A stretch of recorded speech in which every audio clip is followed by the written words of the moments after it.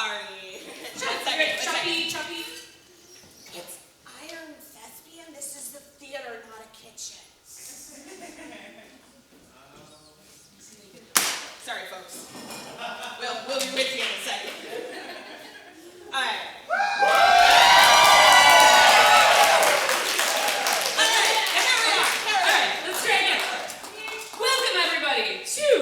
The inaugural performance of Majestic Theatre's 24-hour play competition, Iron Thespian.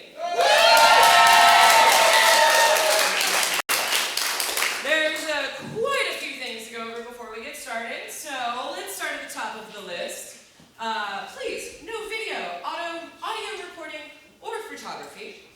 Please be a kind audience, and remember the magic of theater. Everybody here participating this evening has been in this building for most of 24 hours. Most of them have slept in corners, are sustaining off of chips and pizza and lots of coffee. So, please be kind and courteous to any blunders that may befall them this evening. As most of you probably don't know, everybody tonight signed up. They picked a position, be it actor, technical help, writer, director. And they didn't know what position they were doing or what team they were on until last night when they arrived at the theater. When they arrived at the theater, they were broken up into teams, and then they were told to pick silly team names, which you should all have in front of you on your program slip. The silly team names is how you will be voting on the winner of the Iron Thespian Championship this evening. There is a website located at the bottom of the back page of the program, and it's Majestic/voting, I'm guessing. So you'll go there with your smartphone, hopefully, not during a performance, but after performances, and vote. We'll give you all a minute. If you don't have your smartphone, ask your neighbor if you can use their smartphone. But I don't think it'll work on a not smartphone. So, along with being broken up into teams yesterday, all of our writers, actors, and directors were given the secret ingredients. I had the joy of helping pick out these secret ingredients. One of them is a line. Joke's on you. The next was a situation or an action. An unexpected delivery. And for the use of a prop this time around.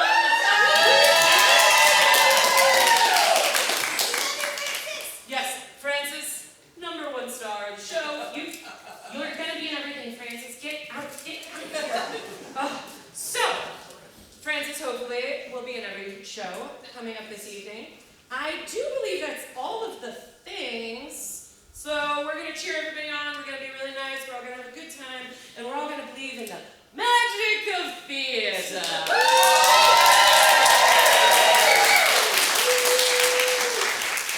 First team joining us this evening is going to be team #1. They have decided to go by the name of Or Die Trying. They will be presenting Dr. Matisse. This is written by Bob Greenwade, who is, I'm assuming, sitting here in the front row. Directed by Katherine, Otten. Yes! Yes! Her husband tried very hard to bribe me this evening, but it did not quite meet the bar. But there's some people in it, too. It's all in your program. Let's give it a go, shall we?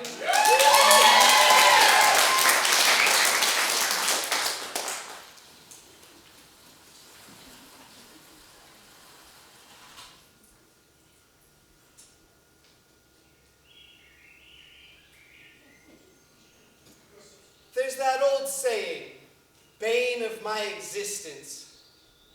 There's 3 things that I can think of that apply to me. First of all is being first in line to try something new. It makes me very uncomfortable. Why couldn't this have been after Pears gone wild? Second, and probably the most annoying of the 3, is writers making meta-references to themselves in their works. But we'll discuss that later.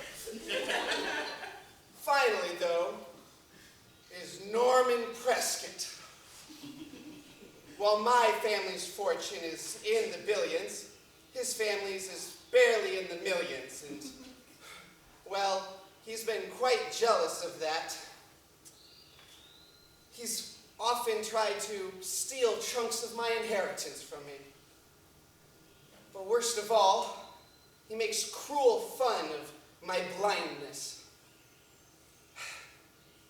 He's long overdue for a comeuppance.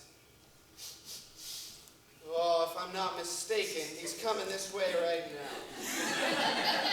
Oh, hey, Alexander. Fancy seeing you here. Hello, Norman. You shouldn't be so surprised. Oh, yeah, that's right. You're here all the time, bird watching.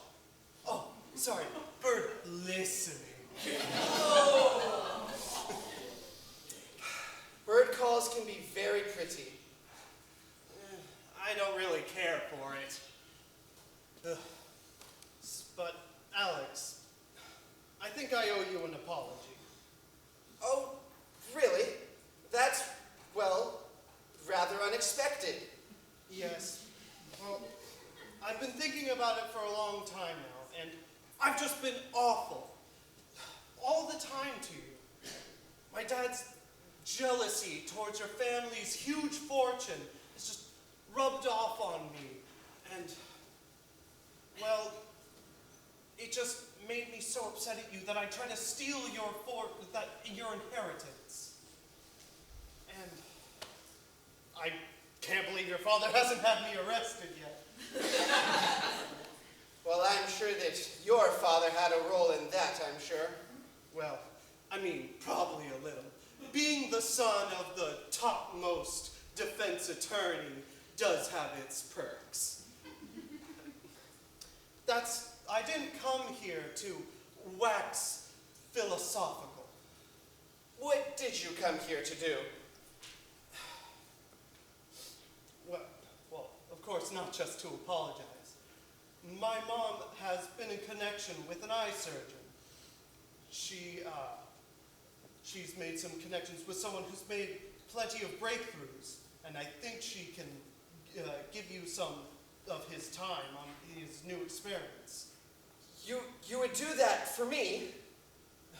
Well, I know money is no issue for you, but connections in the medical community might be. And I asked my mother to do it. Well, that's very kind. Who is this doctor? What is his name? Dr. Francis Matisse. Oh, I think I've heard of him. Yes. When can I meet him? Oh, he's right here now. Hello there, Alexander. Good evening, doctor. A pleasure to meet you. Likewise. So how have you been feeling about the surgery? Oh, I want to know a bit more about it. Do you think your procedure can really repair my damaged retinas? Of course. The damage has been since birth, correct? Yes. A virus that I still can't pronounce. My doctor just called it Wentworth's disease. Well, we'll be able to fix that with at least 2 surgeries. Oh, that's fantastic. And you confirmed with the virologist, yes? Of course. Oh, good. But may I speak with him? Of course. Are you in a hurry? Well, let's not waste any time at all. Yes, I see him now. Dr. Wright? Yes? Oh, hello, Dr. Matisse. Dr. Wright, this is Alexander. Alexander, this is Socrates Wright. A pleasure to meet you, doctor. Pleasure's all mine. Alexander is a new patient of mine for this procedure. He looks good to me. Well, frankly, Dr. Wright, I'm a little bit skeptical. viral damage to the retinas can be pretty hard to fix. No need to worry. I've worked very hard with Mr. Matisse here, and there is a 90% success rate. Oh, that's fantastic. Oh, what about anesthetics? Norman, you know how I've told you the virus left me with that awful blood condition, didn't I? Of course. Yes, I have Dr. Harold Leff. Yes, I was just walking with him in the park now. Hello there, Alexander. Dr. Leff, pleasure to meet you. Oh my, hypertrichosis. Yes, I was born with hair all over my body. That is why my parents named me Harry. I gather you have a handle on the blood condition. Oh, of course. You are not my first. Not your first Alexander Wentworth's disease patient? No, the blood procedure I have read up on, knowledgeably, of course, naturally. Oh. Dr. Matisse, when can we begin? Oh, I have an opening tomorrow at 10, which would give us enough time for the second surgery before I must leave for France for a year. That's fantastic. If only I could speak with one of my family's lawyers. Of course, let me just... Excuse me? Are you Alexander Wentworth the Fourth? Oh, why, yes I am. And who are you? I'm Drake Donaldson. With the law firm of Nakatomi, Nixon, Grumpopoulos, and Smith.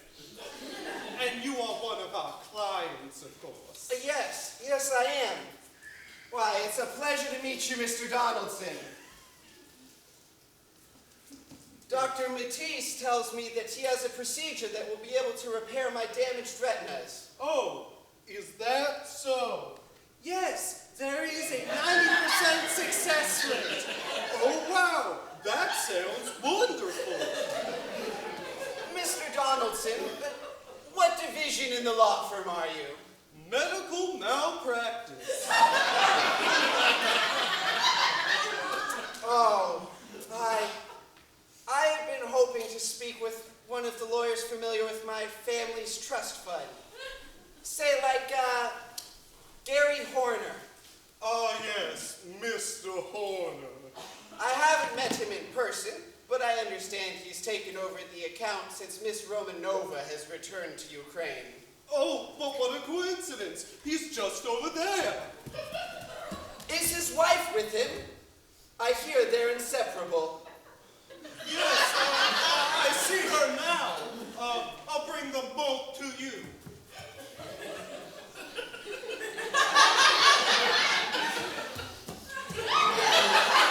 Mr. Horner, you know Mr. Alexander. Why, of course. I haven't caught up fully on his case, but it's nice to meet you face to face. The feeling's mutual, Mr. Horner. And you too, Mrs. Horner. Charmed, my young man. I must say, you two have surprisingly similar handshakes.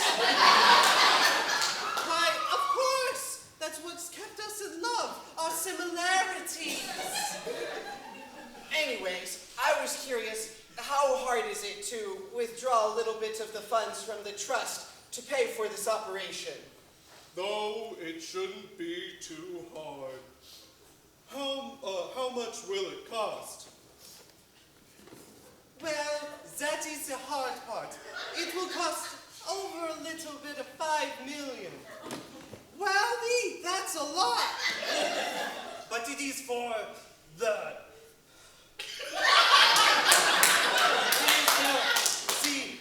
anesthesia. And the drugs and enzymes that we need.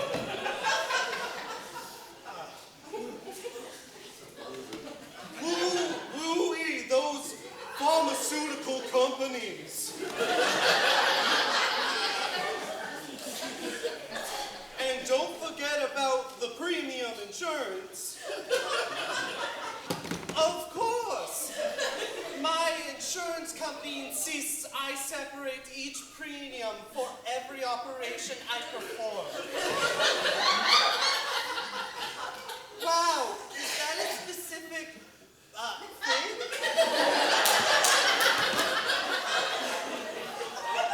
It's not uncommon for this such intricate order. Seems pretty sweet, but we're doing it for $1 billion trust fund. That's fine. Let's get on this right away, then. All right, I won't be in the office tomorrow, so just ask around in my department and we'll get it all ordered out. That just leaves one question. Norman? Yes? What's with the puppets and ventriloquism? Oh, well, it's helped me organize all of the... You're not blind? Norman, you paid such great attention to researching the procedure, you forgot to pay attention to me. I had the surgery 2 months ago. But, joke's on you!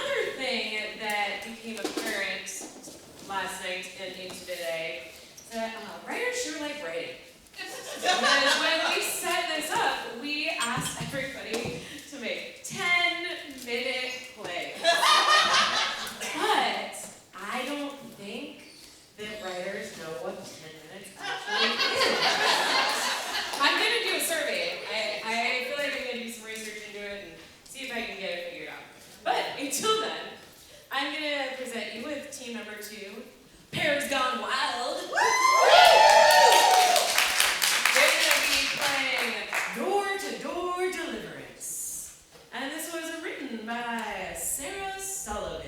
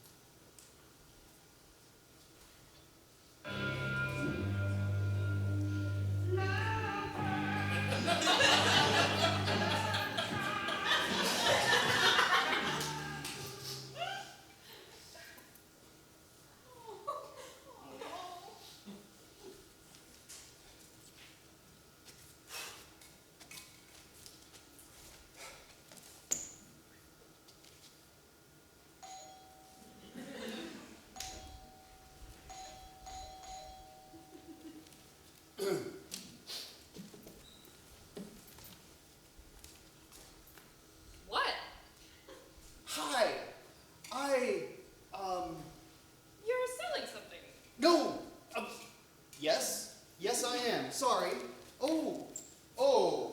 Is this a bad time? Isn't it? Is there such a thing as a good time for someone in your profession? No, actually, it's just something that they train us to say so that people don't shout at us or shoot at us or put us down wells with lotion in a basket.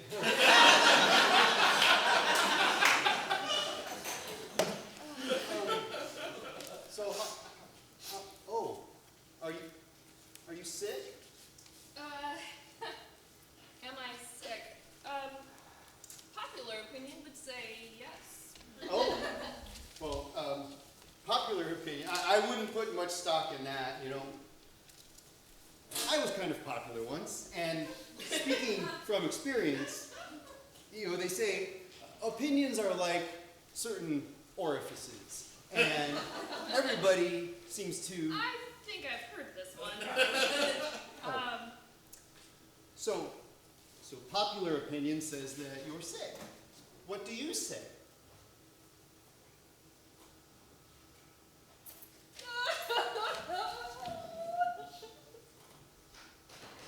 I'm sorry, you can go. Bet this is a bit of a role reversal for you. You probably thought you were going to have to talk me into letting you in. Joke's on you. Probably never had a house you couldn't wait to run out of before you could even do your sales pitch. Well, you'd be surprised.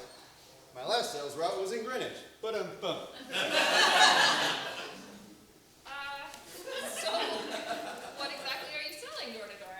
Oh, well, apparently something that absolutely nobody in this neighborhood seems to need. I mean, you were the first person who didn't call me, well, one of those orifices,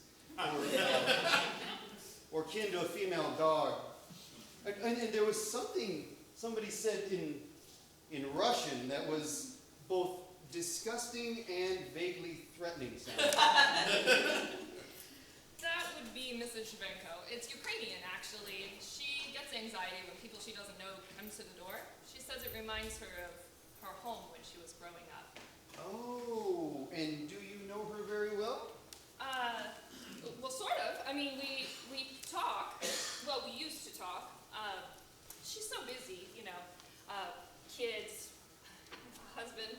Ah, well, family can be a joyful burden.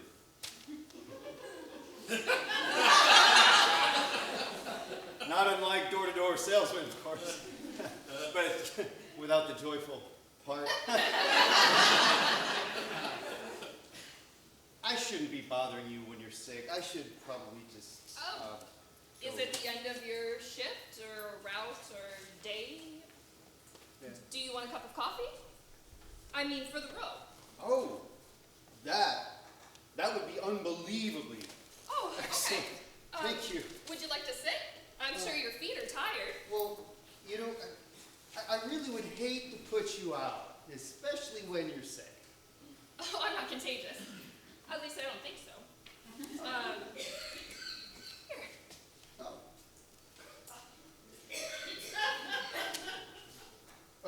Well, who's this cute little guy?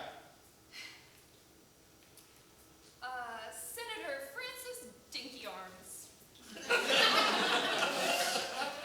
Oh, a senator, huh? Well, I can see why he was elected. If you can't win the hearts and minds of the people the nice way, there's always that winning smile and chompy chomp way to get yourself into office. Of course, you know, sadly, most politicians are complete liars, and they're usually disappointing, and they're never even around when you really need them to be.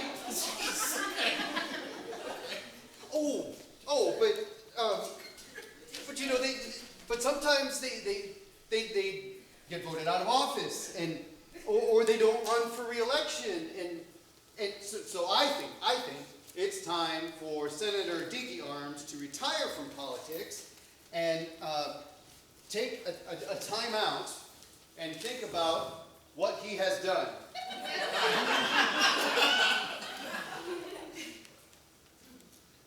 that better? I'm sorry. I shouldn't be, I don't even know you. Oh, it's more than okay. Politics can be emotional. And sometimes it's helpful just to let everything out, you know. I rage cried for 3 days after the last presidential election. Well, that's understandable. For rage crying, actually, I think it's probably the best kind of crying. I don't know. I also like that kind of crying when you cry so hard and so long that you just feel hollow inside, like you've completely emptied yourself out. Like an infection has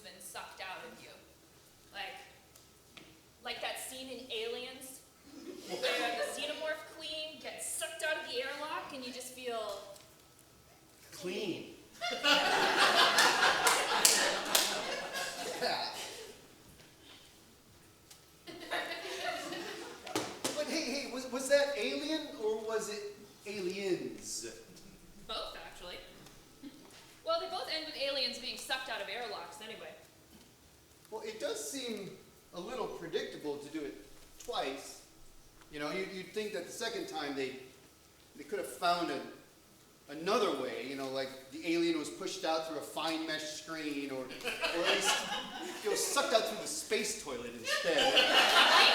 I mean, there are so many ways you can kill an alien in space. Right. I mean, why would they make it such a one-trick pony? I think it's just lazy writing. Exactly. I guess it's more realistic, though. I mean, if there was some omnipotent presence who had written this script, I'd have to call him lazy. I haven't even asked your name yet, and here you are. You could be an axe murderer. Oh, well, setting my gun aside, there would have to be a pretty small axe to fit in there. You know, like the Fisher-Price My First Little Assassin's axe.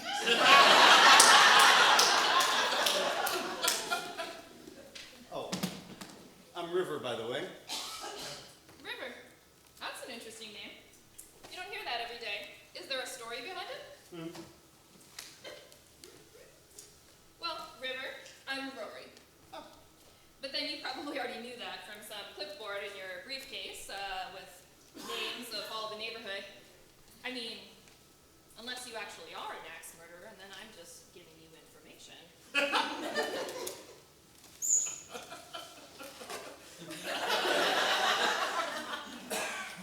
So, speaking of unusual names, Rory?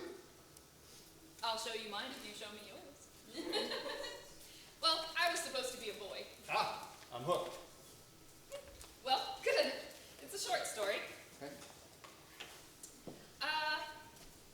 Rory's supposed to mean Rebel King or Red King or Red Rebel, something. I don't know. I looked it up once. Sounded like the description of an energy drink. Anyway, when I came out as a girl, my parents, they were so sure they were going to get a boy, they didn't even pick a girl name. So they didn't have it ready, and I was apparently nameless for the first day and a half. The hospital wouldn't let them leave with me until I had a name, so I was jaundiced and a preemie, pretty uncomfortable, and not shy about sharing that. Apparently my parents said I didn't cry, I roared. So at the end of the day, they stuck with Rory. I think they just didn't want to have to throw out the blue monogrammed baby blankets. Let me guess. You have a brother named Tiffany, right? That was the next time they were ready for a girl. No. My parents were older when they had me. It's just me. Well, Red Rebel King, huh? But you're right. It does kind of sound like an energy drink.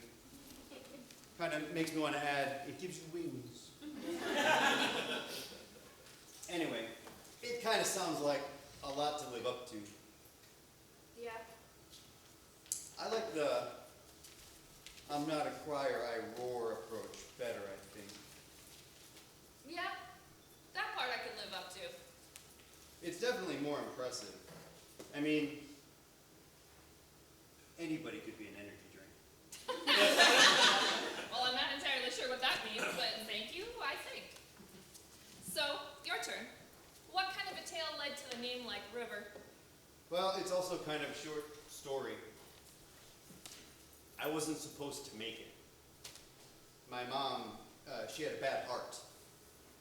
And so they told her it would be best if she aborted. I was kind of unexpected, you know. I mean, my dad, he always said that she wanted kids more than anything. But with her condition, you know, they weren't even trying or anything. So I came as a bit of a surprise. And Dad, he wanted to listen to the doctors. But my mom apparently told them to shove it. Apparently I caused a lot of complications. They thought I was brain dead. And my mom went into labor really early. And apparently she told my dad in like her 12th hour or something in the delivery room that if I made it out alive,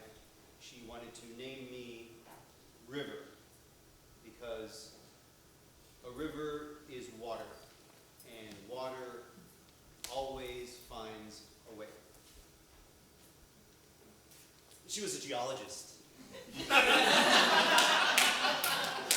And she studied water tables and underground rivers running along strata, you know, like wearing the rock down over the course of years so that the water could flow wherever it was meant to go. Yeah. It's kind of poetic, you know? I like that. You and your mom sound close. I'd like to think we would have been.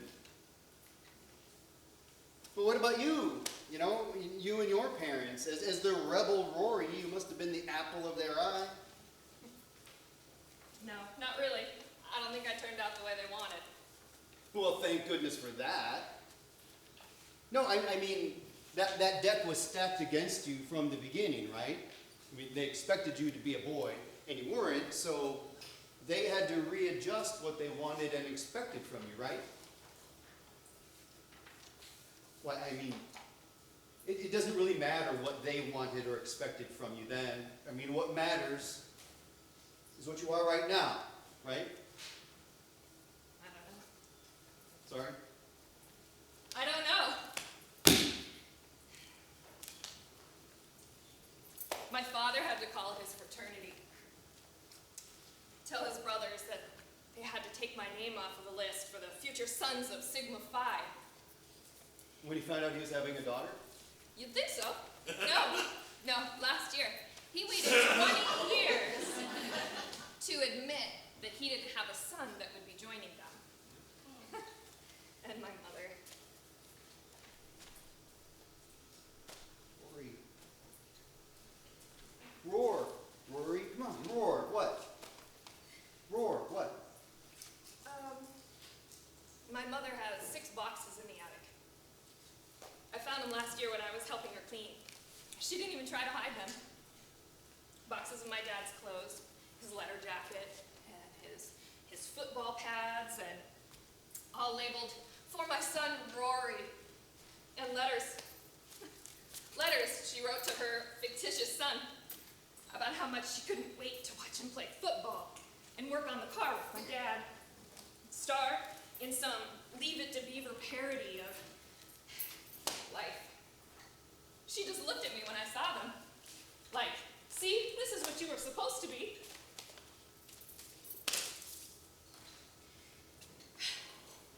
And now, because I couldn't be their perfect son, I tried to date him. You know, in hopes that if they saw him, then maybe, maybe they'd see me. Turns out, I wasn't good enough for him either. I just wasn't enough. I depressed him. Wow. Your parents are jerks. and I'm just guessing here, but I'm going to go out on a limb and say your ex was a jerk too. Am I right? No, he was... Oh, Rory. Rory, was he a jerk? He was a jerk. Yeah. And he was an idiot.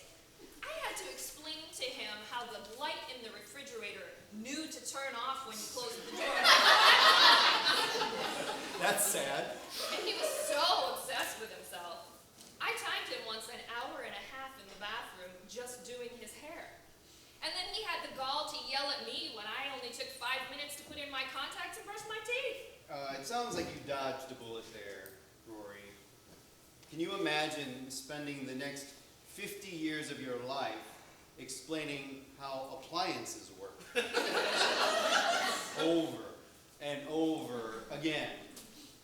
And fighting for time in the bathroom to do your hair.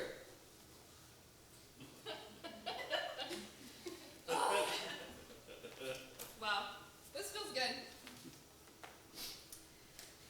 Do you need a refill, or you probably have to go? Well, I'd love a refill, but could I bother you for your bathroom, please? Oh, of course. It's actually just back there. Okay.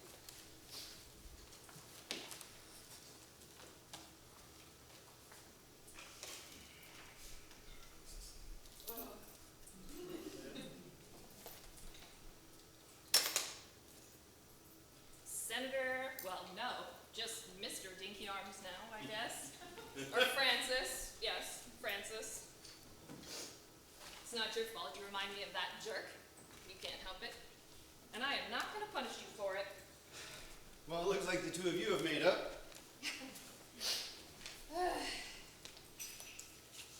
So, okay, your turn. What do you mean? Takes one to know one. I'm not quite sure I know what you're talking about. My therapist would say you're suppressing. I'm just guessing here, you know, and I could be wrong. My apologies if so, but I think it's your turn to roar. No, I'm...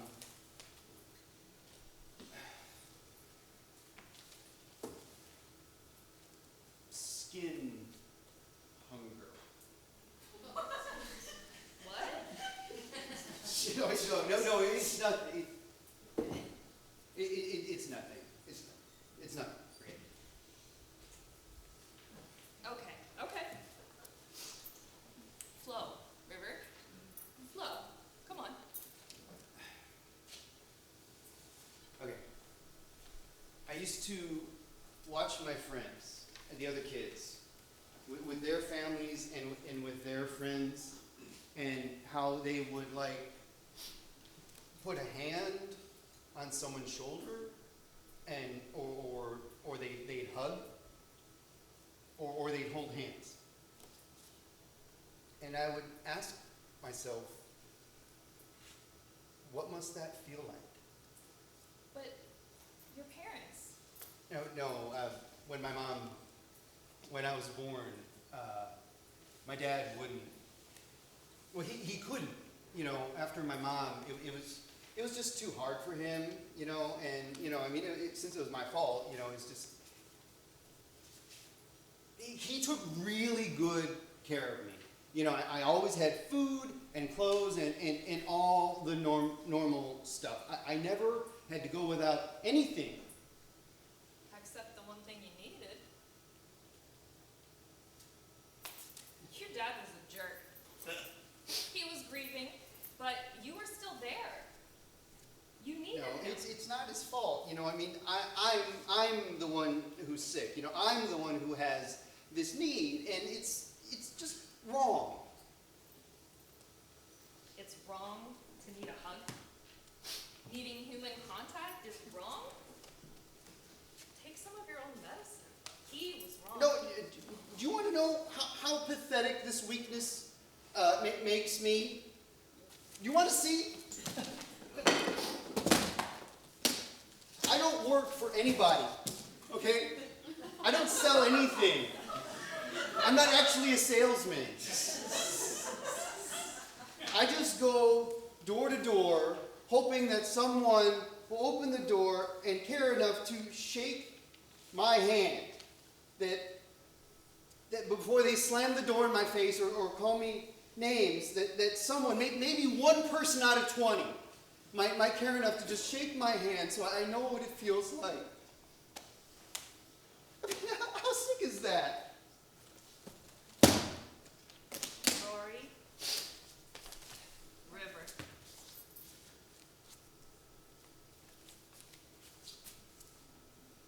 Flow, River. Flow. Come on.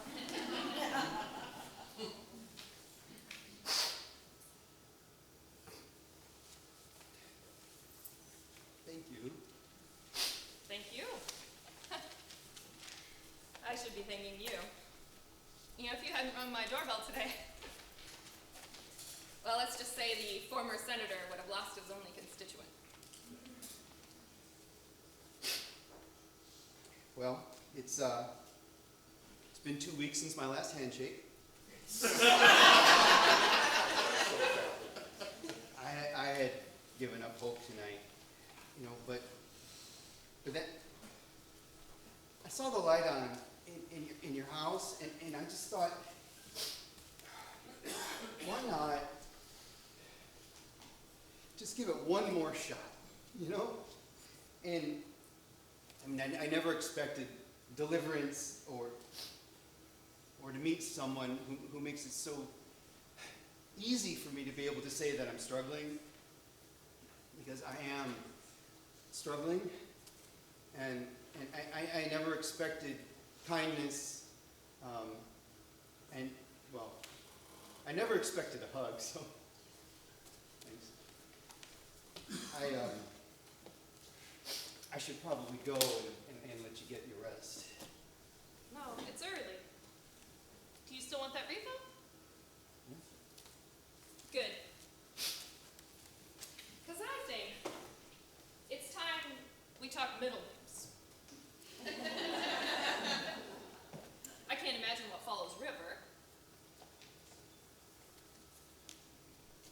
Want to hold hands?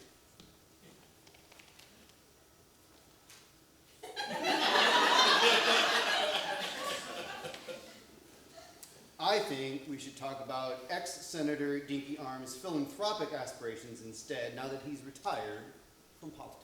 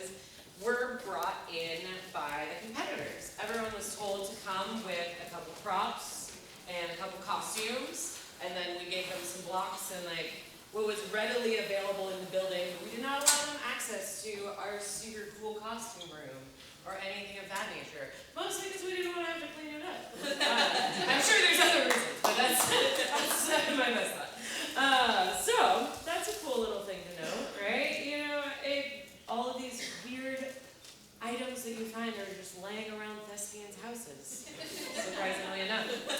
Team number 3 is going to present to you their show. They're called the Black Moon Pals. They're going to be presenting the shocking and unbelievable tale of one, Lonely Blade, the self-aware samurai. Written by Justin Joyce.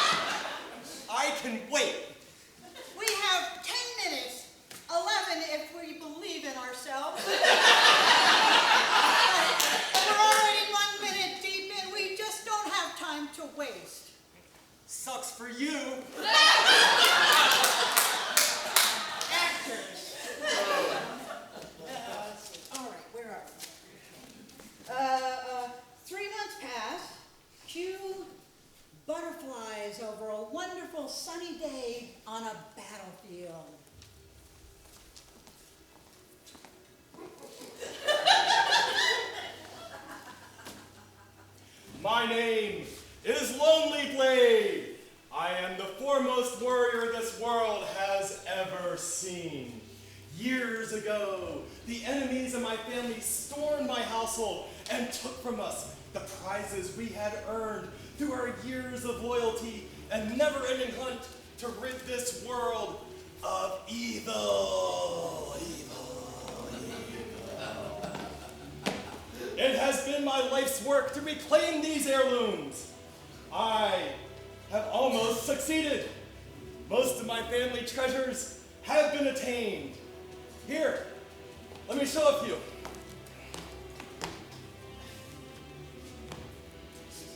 This may look like a simple sphere, but this is actually the moon plucked from the night sky.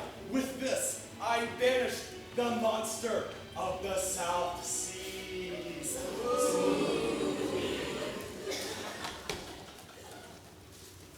This is the grand puzzle box. If solved, it would give whoever solved it control over the wind itself.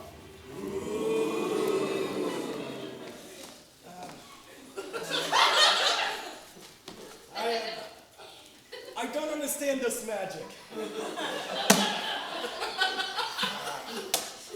But along with my journey, I found something more valuable. Hey, that's mine. No, it isn't. I did battle against the greatest sworn enemy, One-Leaf Blade. And before One-Leaf Blade escaped, I took from her these prophecies.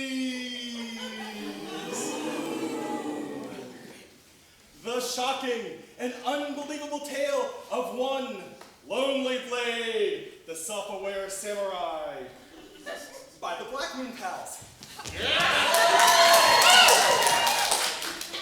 I know nothing of these prophetic spirits, but on the pages of this very document are every adventure I have ever had, and the adventures I have not yet had.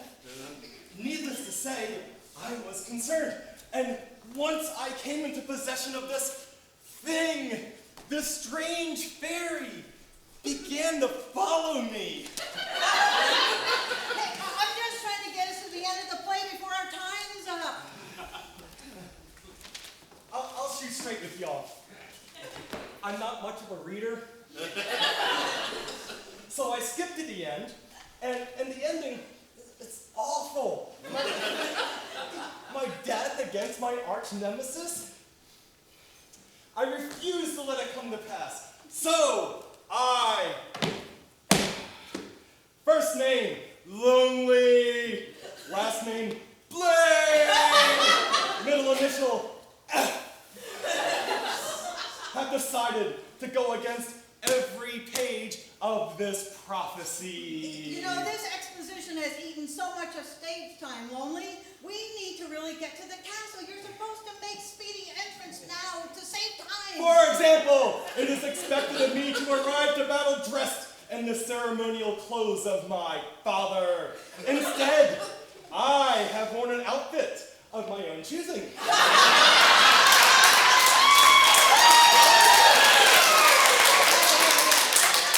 That's all great, but we've got to Or how the prophecy said that my trusty steed, Pancake, the mighty of green pastures over noon skies at dawn, would tragically fall at the hands of One-Leaf Blade. And yes, Pancake took an injury, but not before I enchanted him to live. Very, very, very, very. Show them my beautiful boy. Nay! Nay! Oh, God, nay! He still eats, just don't ask where the food goes. Nay! Oh, I won't. please. I love you, buddy. Now I'm off to my final battle. One-Leaf Blade holds my greatest family heirloom, and I am here to claim it. Dun, dun, dun, dun, dun, dun, dun, dun,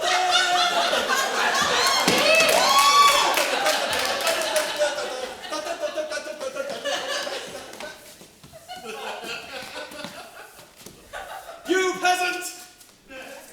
What is your name? Sophomore, sir. I'm expected to say this when I enter the fortress of my sworn enemy, One-Leaf Blade. So I need you to say it instead. Sir, I'm just run assistant tech for the production. I'm not a warrior. Speak the words! Please. Okay. The coward Wanley blade sweats behind the walls of this compound. It is your destiny to fall to my blade, and if you will not face me head on, I will break down the walls of this place and find you. You're welcome.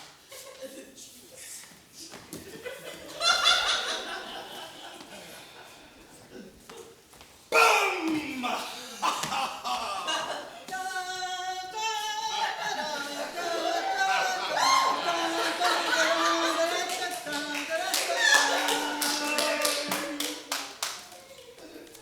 This is too easy. Wanley Blade would never leave the reptile of Anamanaguchi within such easy grasp. If this artifact is activated, it will grant the user any wish they desire. But only a pure heart can activate it. Oh God, I don't know what our time looks like now. Wanley Blade, I know you're here, and line. Excuse me?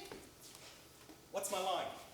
What happened to, I must not follow the prophecy no matter how much the stage director wants you to hurry it up? Yes, but it's a good line. It's a very me line. So can you just give me the beginning? I will be the one. I will be the one to deliver with this blade the fatal strike. That will be the end of you. I will deliver you to your end. Joke's on you, Wanley Blade! No, you okay? No. I can start over. Give me a minute. And maybe some water. You startled me.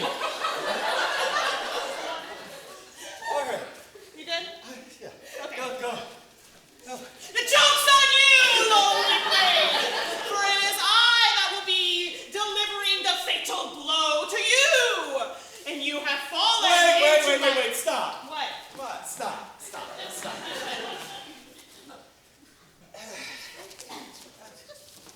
You're supposed to give this speech. I will not allow it.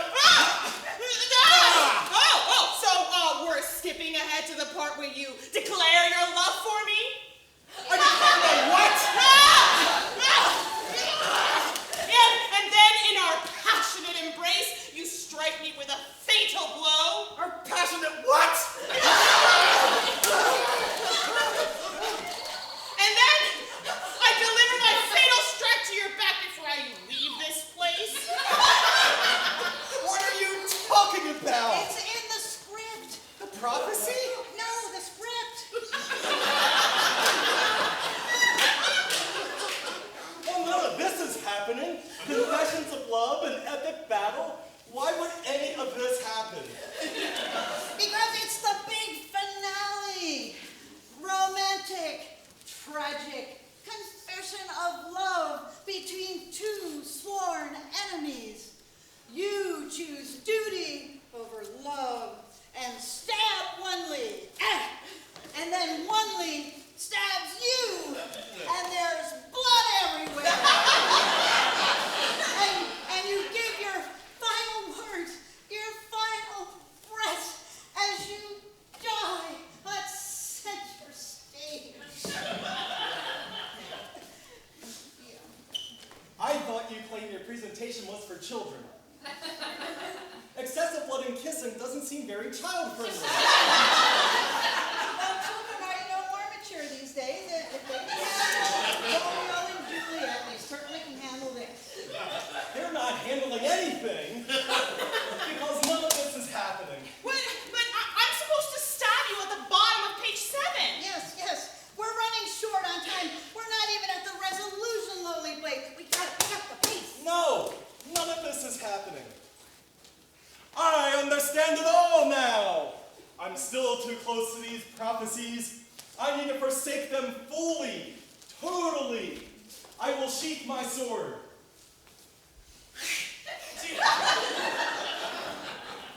Wanley blade, I will not fight you. If fate so wants me to do battle with you, I will deny them their bloodshed. And now that fate is so utterly denied the killing it desires, I will be free. No fatal strikes will be delivered. No longer will I be a puppet on the string.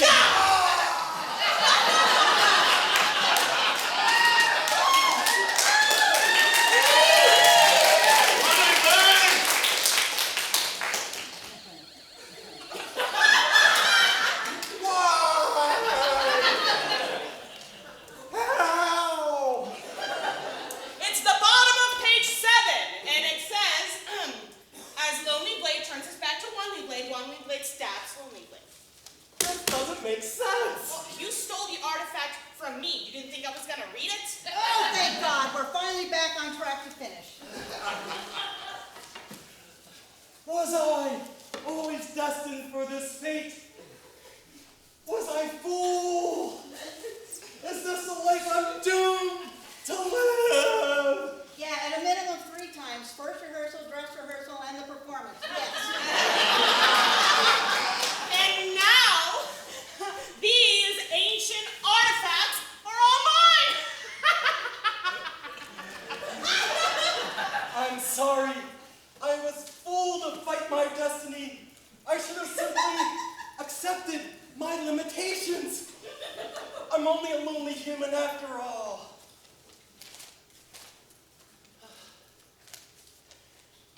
The reptile of... I don't want a hoochie. My heart must be pure again. Reptile, I wish for a happy ending.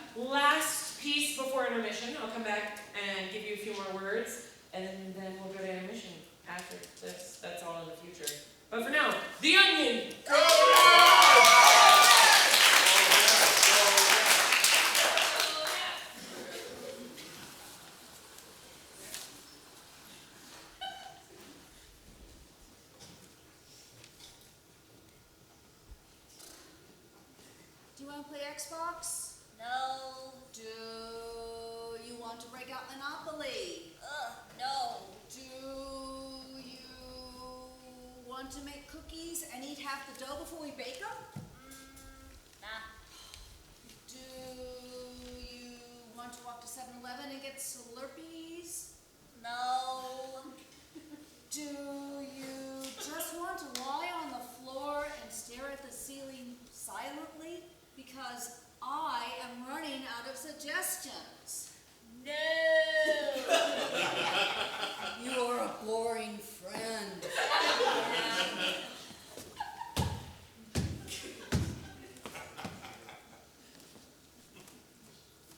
Oh, hi. Hey, it's a package for you, Pat. You want to sign for it? Nah. It's for you. I don't even live here. Joke's on you then.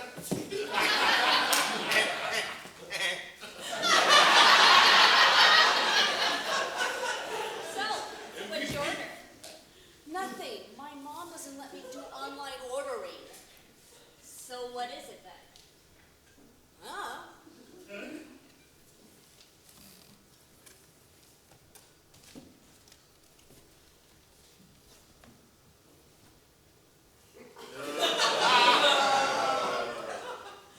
So, you want to watch a movie? No. Fine, whatever.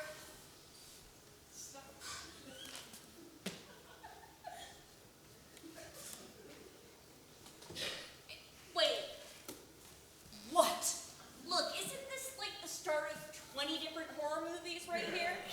You know, some bored teenagers like get this mysterious DVD or VHS and they think it's some weird joke, right? But then they watch it and some creepy little girl or like a clown or something comes out of the TV and like murders them. You know, unless they show it to like 6 other people, who show it to like 6 other people, and the literal worst pyramid scheme ever. Yeah, well, I'm really bored, okay? Fine. But, you know, if we die, I'm telling your mom that this is your idea.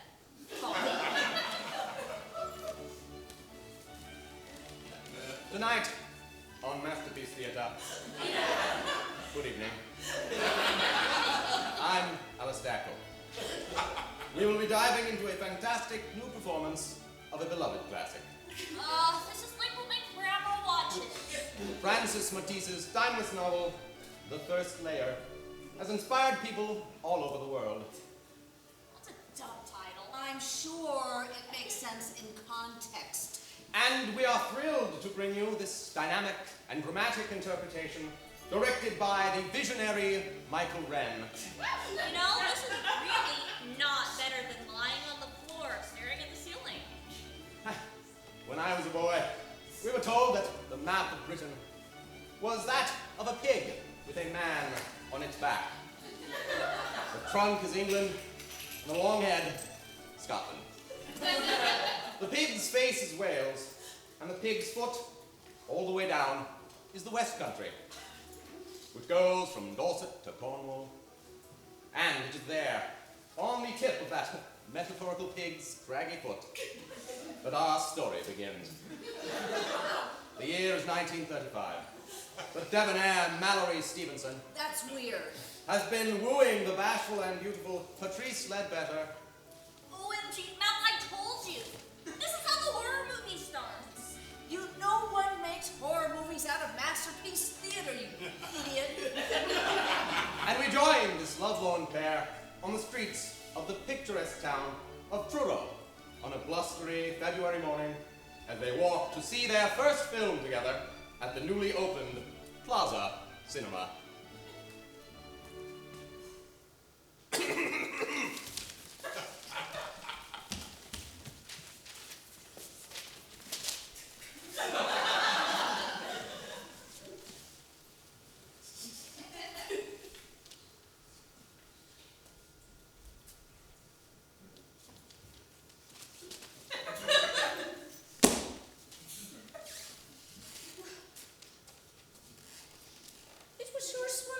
come with me tonight, Patrice? Oh, Mallory, I'm so pleased you finally asked me. I've never been to see a picture before. Never? I've never been out of Cornwall. You must think me terribly provincial. Oh, I don't know about that. I do think you're terribly attractive. Oh, you make me blush with such talk. But you do know what I mean? You're from London. Don't you miss the big city? How could I miss a place that you're not at? Ah, here we are. 2 tickets for tonight's performance. Oh, right you are, Gov. The second city. What kind of title? I'm sure it makes sense in context. Oh, it's starting.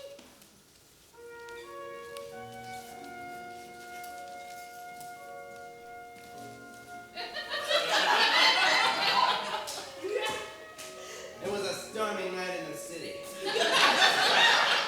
Better than a drunkard's gullet and twice as loud.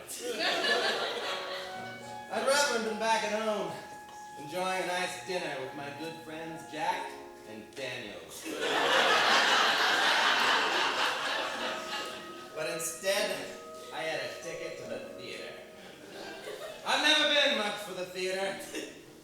To me, a good play is something you see at a baseball stadium. But it didn't really matter. While the audience was watching the actors, I'd be watching the audience. I was on a stakeout. I'm a private eye. And a damn good one. I was to meet with my client, a real sweetheart. A classy dame with legs from here to Timbuktu. My name was Patty, but she said to call her Pat.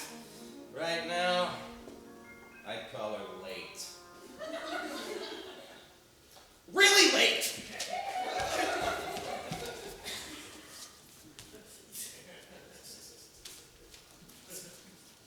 Sorry, were you waiting long? Too long.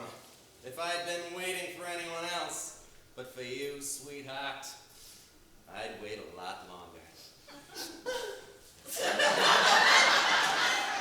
Let's go in. So, the man we're after, he's the star of this play? Only because he minded my husband Malvin and took his role. So, we've got ourselves a motive, but what we need is evidence. Hard evidence! Let's go. Say, what's this play called? 3 Leagues Deep. It's a strange title. I'm sure it makes sense in context.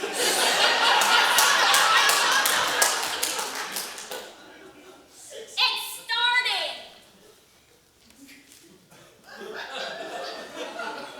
The sea turns black. Storm approaches. If I turn not back, the ship will run aground. Yet, turning back's more dangerous still. My crew is dead. The Pirate King pursues me. My fate is one yet blacker than the sea. How the ship shudders. What ho! I'd run against the strand. I see the skull and crossbones fast approaching. I think I shall not survive the night. Oh, my sweet Patra, wheresoever you are, how I wish I could gaze upon your lovely face just one more time. But now I hear the crack of grappling hooks sinking into wood. And by the 7 hells, I know the Pirate King has boarded my fair ship. The Pirate King has boarded my fair ship.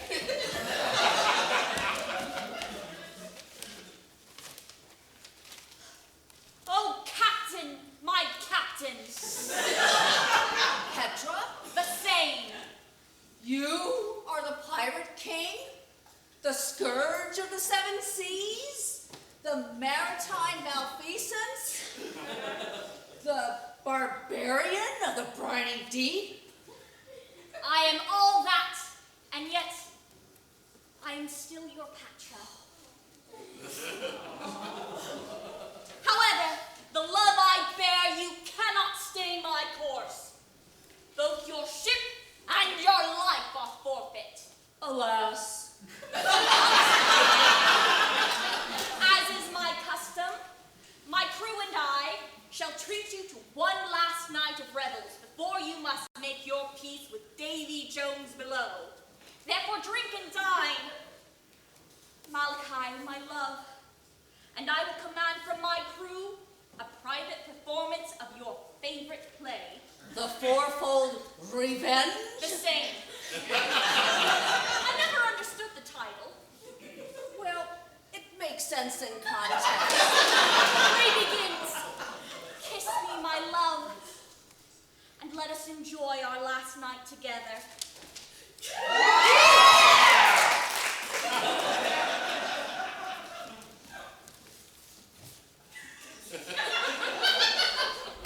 Oh, that mine eyes might always be inward turned, that I might not behold this hateful scene. A single dreadful misfortune would alone create a perfect tragedy of me. All four at once is more than I can bear. Thus comes it now that I must take revenge. Revenge! 'Tis on my tongue, sweet as the word. But how now to transform it from a sound into a substance of scorched flesh and blood? Around my brain and turn thoughts to an answer. Oh, there! I have hit upon it, for I know the cursed pair against whom now I rage do strut as players upon this very stage. I'll tempt them now to play a scene with me, though they will think that they are slain in sport. With death himself they shortly shall consort. What ho, my excellent good friends, come forth. Come forth, I say!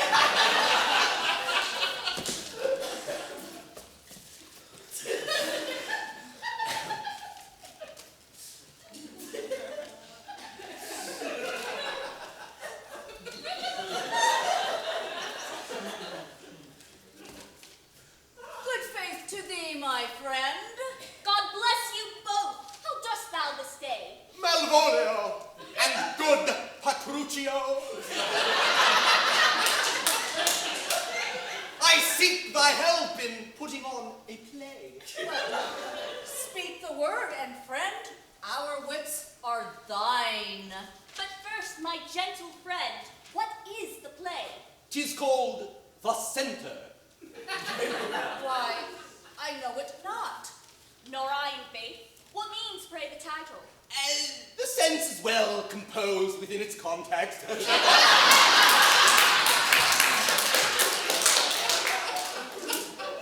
Malvolio, take thou the part of Mal. Petruchio, thou needs must read for Pat. Now, sit you there, recline upon this couch, and you sit here, right in upon the floor, and fix thine eyes upon this flickering box.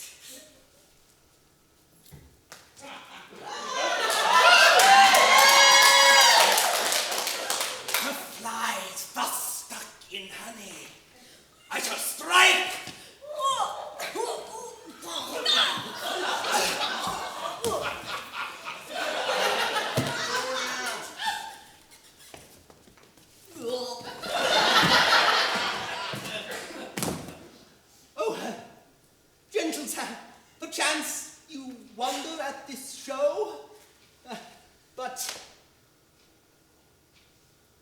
wander on.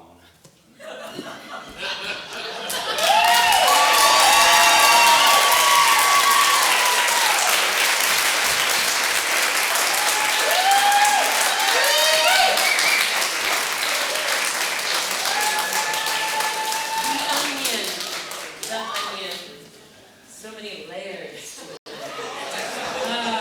We will be going to intermission.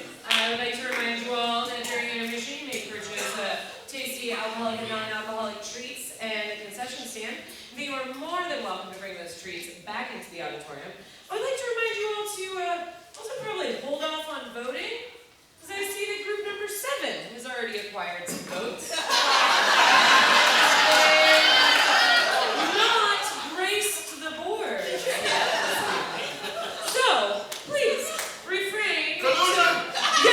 There's a lot of collusion. So please refrain until you at least see your friends on stage to vote for them.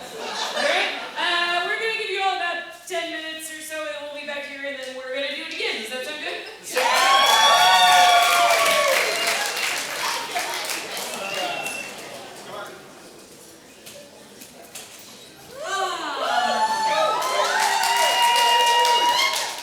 Are you all feeling refreshed with your refreshments and your concessions? We will be joined coming up next by team number 5. It's a pretty good number, I like the number. This team decided to name themselves Actors in Human Form. They will be performing this evening, production by John Carone. Everybody knows me. John wrote a piece entitled What I Did When I Found a Dog. Let's enjoy it, shall we?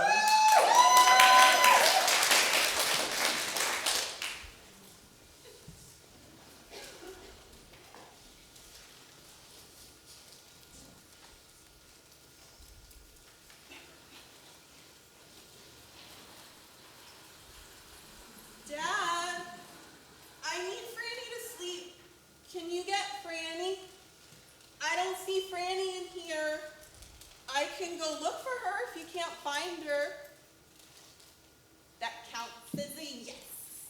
Oh, no. You get back into bed. Young lady. I need to find Franny. I think I left her outside. I could go check. Grr! Special delivery. I'm a dinosaur and I'm ready for bedtime. Dad, dinosaurs don't have beds. Well, some have nests, others have tar pits.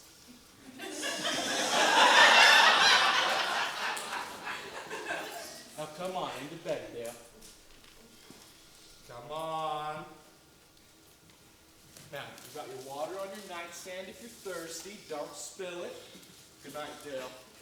Dad, can you tell me a story before I go to sleep? Sure.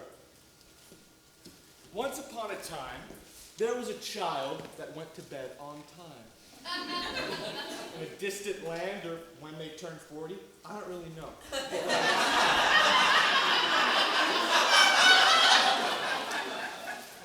But what I do know is that it happened, eventually. Someday, I'll stay up all night doing stuff, and then what will you do?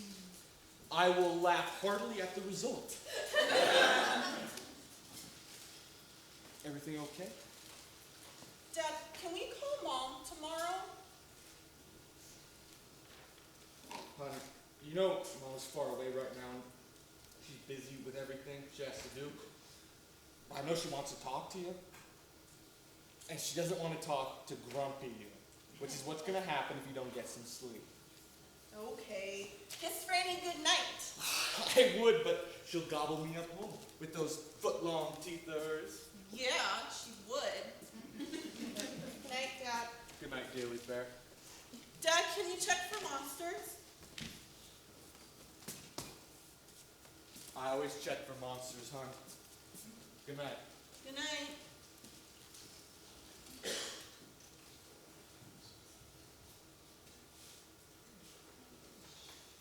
Shh. Trying to sleep. Check under the bed.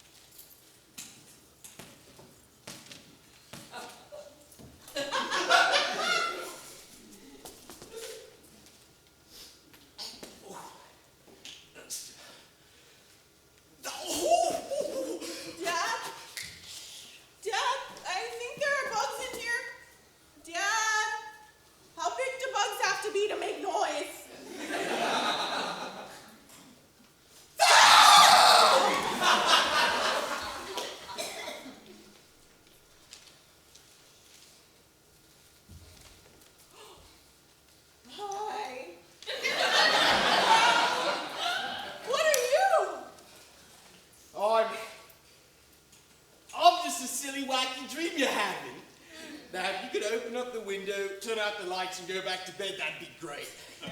You're not a dream, you're a tiny person. A tiny person? I am not a tiny person, you gargantuan beast with paws. I could break an ankle in them. Literally. Also, tiny people don't exist. So open your window, have a nice breeze come in, and let me go.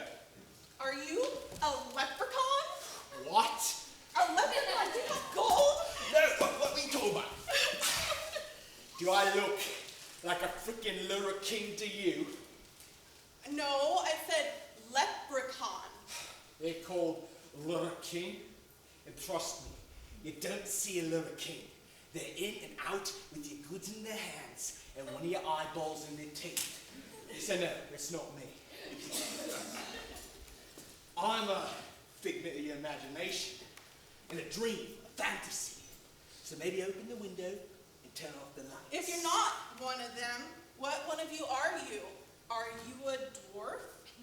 Are you a smurf? Are you a house elf? Do you want a sock? I don't understand half the words he's saying, but I'm offended by all of them.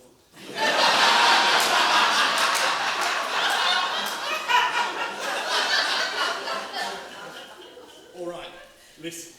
If I tell you what I am, will you open the window? Okay. Right. I am a goblin. No, you're not. Yes, I am. No, you're not. I bloody well am. No, goblins are gray and with tusks, and they defeat them at level 1 in video games. Oh, hell no. Listen, that's just what that great fool, what's his name, Tolkien, or whatever, said in the book.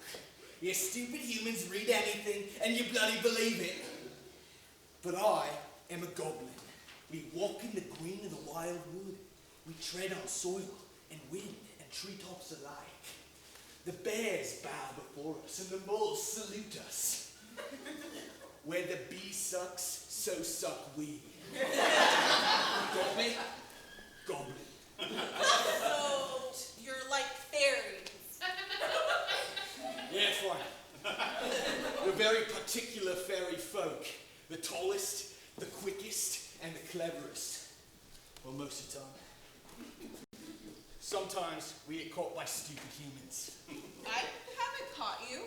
I don't want to touch you. You might have, I don't know, magical rabies or something. Magic rabies. That's a good one. Oh. Yeah, magic rabies. Joke's on you, I got him. And if you don't let me out, I'm gonna foam all over you. Why don't you open the window? Because whoever made this bloody old house has a bunch of metal in the windows, and some of it's iron. And it's a long story on why I can't touch the stuff, but I can. But then how did you get in? That hollow lizard. I saw your giant parent pick it up, and I just nipped in and wore it like armor. Got carried in like a proper lord. Now, if you could let me out. How come you came in if you could get stuck in here? I didn't know I was gonna get stuck in here. But you did get stuck. I bloody know that. So, were you trying to rob us? Rob you. I don't care about your baubles and your furbelows. I'm a goblin. I sleep in flowers, I drink dewdrops, and starlight shines upon me in my path. I'm set.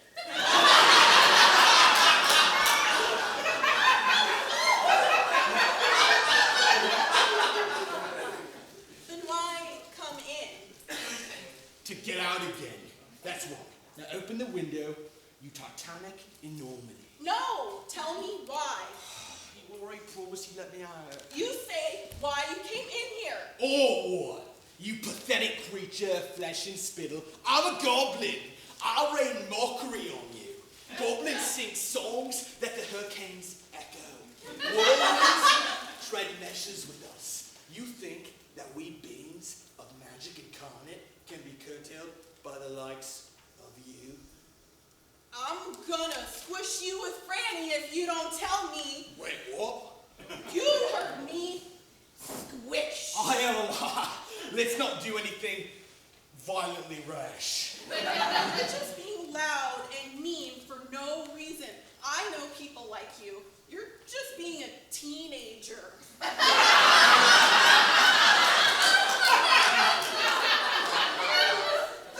No, I'm not. What's a teenager? You are. Teenager. You call me that again.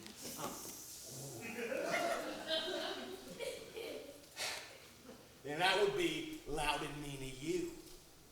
Look, your house has a lot of nails, iron things in the walls that are affecting me a little. So, before you do something you can't undo, maybe we can talk a little more. Okay. Why did you come in? Well, I came in because I wanted the sphere.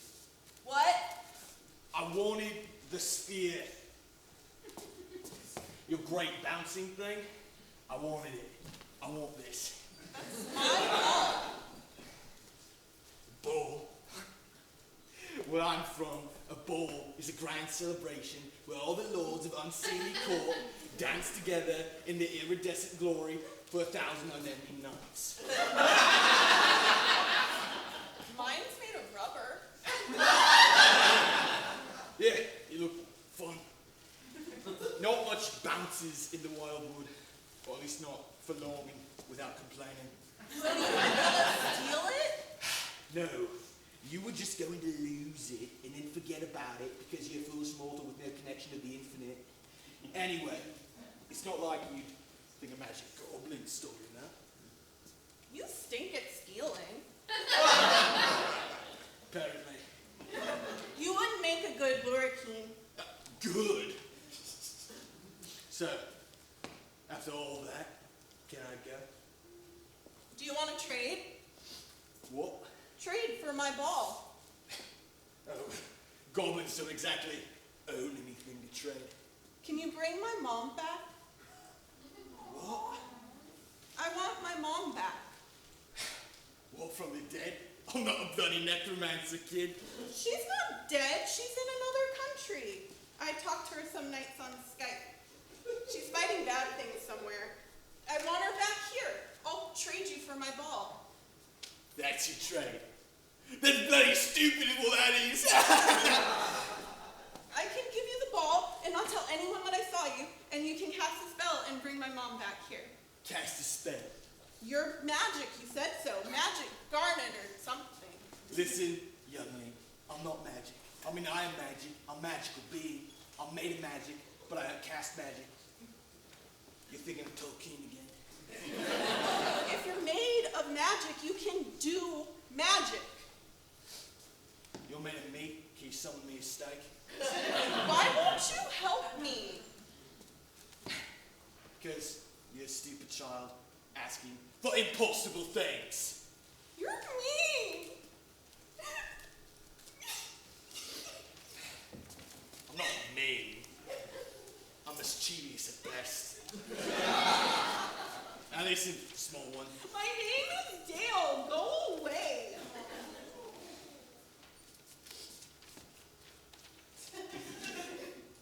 Then I say to you, oh Dale, that I'm sorry for my words, but I cannot do what you ask. You're sorrowful, and I can only say that human life, while very almost ridiculously short, is like the earth, with both hills and dales. Oh Dale, that's your name. But I shall respect your sorrow. I only wish to leave without troubling you further. If you open the window, I'll be gone. And perhaps you'll remember me as a dream. Sorry. Oh? I'm sorry I was mad. I'm not mad at you. That is a noble statement. I just want my mom back. An excellent sentiment. If I open the window, will you leave? At once. If I give you my my ball. Will you take it? Like a larrikin on eyeballs. I mean, yeah. Thank you, Dad. You're welcome, Do. You... Zan. What? I'm Zan. Zan Rumnahamnadan. I believe it means Lily of the Quiet Meadows. Or some such bloody foo-for-all as that. I've seen my name for 1,000 years. I don't get to talk to people that much. Or tell them your name. Exactly. Because once someone knows your name, they have power over you.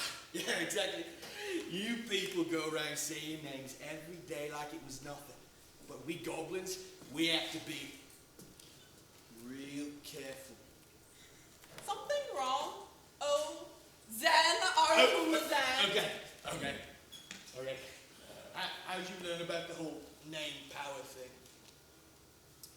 Maybe the same way I know about goblins and lurking, TV and games and books. Fairy folk have been around a while, so there's lots of books on them. And one of them had a whole chapter on a particular sort. Yes, which particular sort? Goblins? No. Changelings. Little children that act a little bit odd. Just odd enough that their parents think they've been replaced by fairy. But maybe they're not replaced. Maybe it's just that something has taken residence inside. Wearing baby flesh-like armor, like you inside a hollow lizard. And so able to walk among the humans, able to touch windows without getting burned. Just like me. Wait, you know But it would take a very powerful entity to do it. Only a vanishing few can. Not sprites, not lurking, and definitely not goblins. The weakest imps of the fairy band, filled with braggarts and lack-brains who talk so very much and are so very stupid. You let a fool child capture you, speak with you, learn your name. For that I should just take you to the unseelie court and feed you mote by mote to each lord just to see them spit you out. But I must stay and play my part. So I'm going to open the window, you're going to leave, and if I so much as smell you again, I'll flatten you with a copy of the Silmarillion. Got that? Yes. Yes, what? Yes, my lady, yes. Good. Now run. And leave my ball.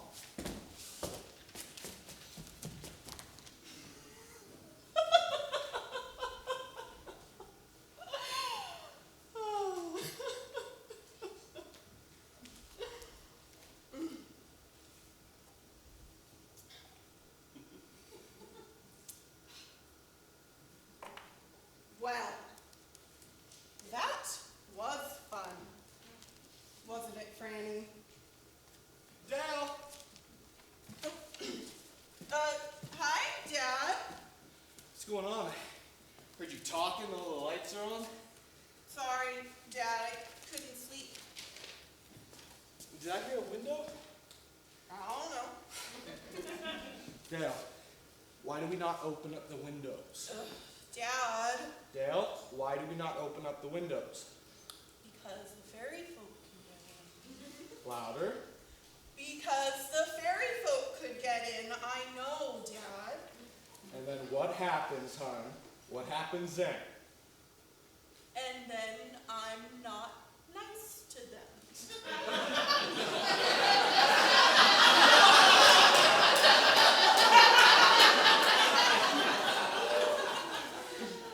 Yes, you're not nice to them. It's not fair to treat them badly. They're doing their best and they can in the world with a lot of humans and not many trees, okay? The Now drink your blessed water so the vampires don't want to eat you. Okay? Okay. Dad, Yeah, hon? when will Mom come home? Well, when she's killed all the manticores that invaded Cairo. Good night, hon. Dad, Last question, hon. It's getting late. how do you know I'm not a changeling who snuck in and took me over as a baby? Oh, hon. I always put a spell on the iron in your Flintstone vitamins. Any changeling would have popped like a hot dog in a microwave by now. Oh, okay. I guess. All right. Good night. Don't let the bugbears bite. Franny, if anyone asks, that only counts as a maybe.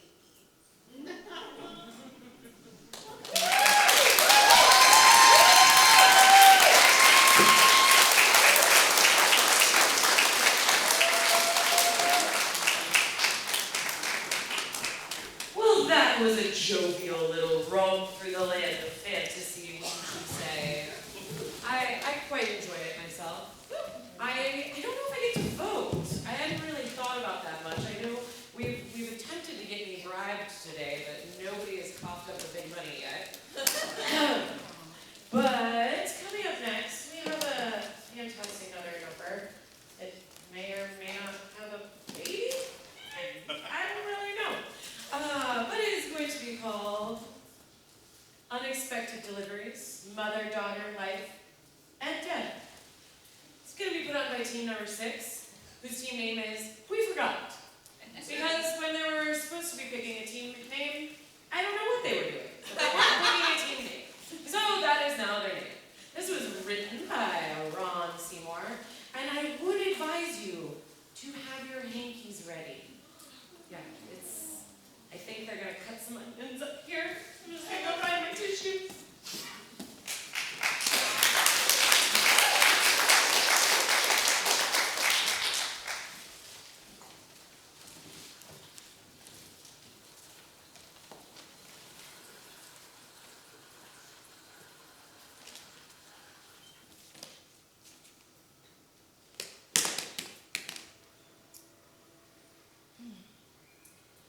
Thanks for being there to support me through this. No problem. I mean, you've been there for me. Are you already there? Is she there? Are you okay? No, I'm anything but okay. I haven't talked to either of them since the last election. I'm still angry. Just when you think you're at your limit. And then the hormones. Seems like all our friends feel that way these days, even without the hormones. Are you sure you're okay? I feel like I'm gonna explode. Are you still nauseated?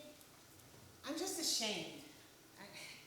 I don't know if I'll be able to confront her and tell her. Try it on me. Okay. Well, last night I was at Michael's Steakhouse, and as I was following the hostess to the dining room, I saw my mother sitting there. Did she see you? No, but I wanted her to see me. I wanted to desperately see her and tell her. And your dad, could he see you? He wasn't there. She was looking intently at another man. Did you recognize him? Not the slightest. And she was holding his hand across the table, and the guy's face. I think my mom's having an affair. Oh my gosh. What are you gonna do? I'm really tempted to never speak to her again. But I'm compelled to, I don't know, smack her. Well, that's very dramatic of you. Well, you know what I mean. Well, good luck on this whole unexpected delivery. Remember, the element of surprise. That's the thing. Part of me was looking forward to seeing them and telling them my good news. Oh, shoot. I see you. I gotta go.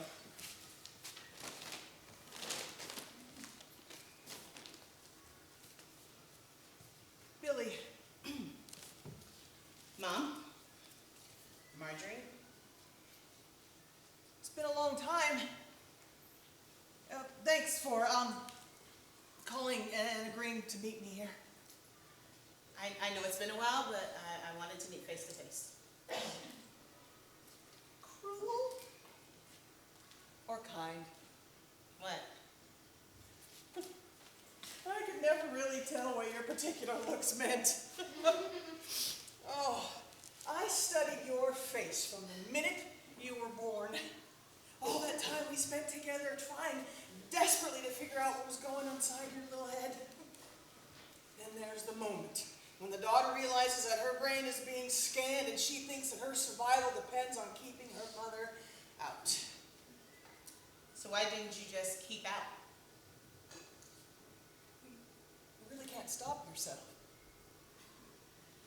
Honey, hey, listen, I am just looking for any clue on how to connect right now, okay? You never could let go. Why should I have to let go? I wanted to hold on, like our survival depended upon it. Your survival. Our survival. I'm still a part of you, even though I'm my own person. Childhood is so weird. I mean, little helpless things. They can't do anything for themselves. I don't need anything from you now. And haven't for quite a few years. Did it occur to you that maybe it wasn't so easy for me? Honey, listen, I don't want you to feel estranged. We have a bond here. I think that's gone. I think it's still there. Plenty worn and torn, but it's still there. You're always pretty delusional. I don't know what you're talking about. What? I saw you at Michael's steakhouse last night. You didn't see me, but I saw you holding hands with another man. Go ahead and deny it. I'd love to see you laugh. I can't give you that satisfaction. It's all true. You've been out of our lives for quite a while. Really just since the election. These days that seems to be something that creates a significant divide. No, I understood that, but your father somehow got the idea that it was something our country needed, and I wanted to be loyal to him. Well, joke's on you. It's like that loyalty has been taking some strange directions. There's a lot of things I wanted to tell you, and I should have told you a long time ago, but then things are happening so fast, and I can't control. Things. What things? I am sorry. I am so sorry that this is the way that you have to find out, and I have been trying to find a way to tell you for a while, but we were just all caught up in this madness, and I couldn't think In an straight. affair. Only a few months ago, things just didn't look so dire. Your father, your father was diagnosed with early and rapidly progressing Alzheimer's. What? So sudden and so final. He was there and then he wasn't, and I felt so alone. I had no one to talk to. Like a forgotten thing. Something that I had but somehow misplaced it. Something that lost in a move with only memories remaining. Of all things that I have lost, I will miss my husband the most. Or maybe now my daughter. Why didn't you tell me? There were too many things going on. I told you it was unsure, and I want you to know while we're having this discussion, please look at me and pay attention to me. I have to get an important phone call. And if it comes in the middle when we're talking, I'm sorry. It doesn't mean that I'm ignoring you. And if they don't call soon, then I have to call them. And I'm not looking forward to this at all, especially.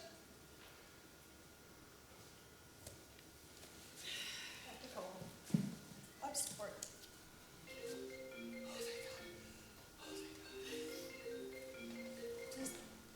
Just answer the phone. I'm so sorry.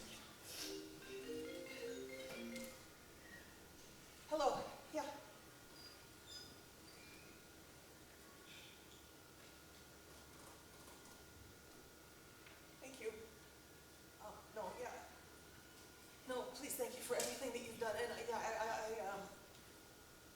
there just as soon as I can. And again, thank you for everything. Can't resist a lover's call, huh? That was hospice. Your father's gone. You're kidding.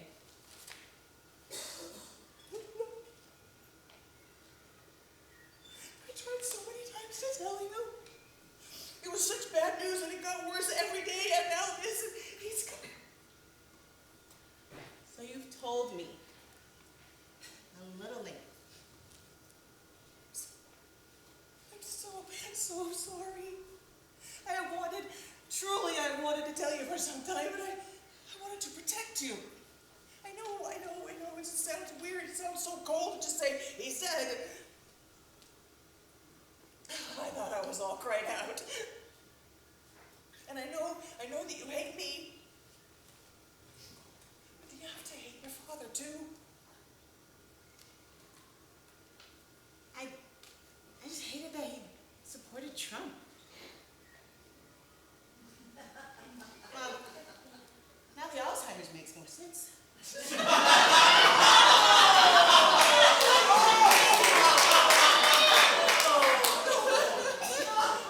Oh my Lord, honey, that's dark even for you. He was your father. Oh, God. Those times I wish she was dead. No, come on, honey, I don't think you did. You did not. I was just angry. I know. And disappointed. I know. And sad. I just felt so alone. I know, it's okay. It's okay. Mom, I want you to be happy. I wanted to tell you I'm having a baby. I thought that would make things better, but it's all went to shit. Oh, you're having a baby. My baby is having a baby. Oh my God, thank you. Oh, God, thank you so much. I love you so much.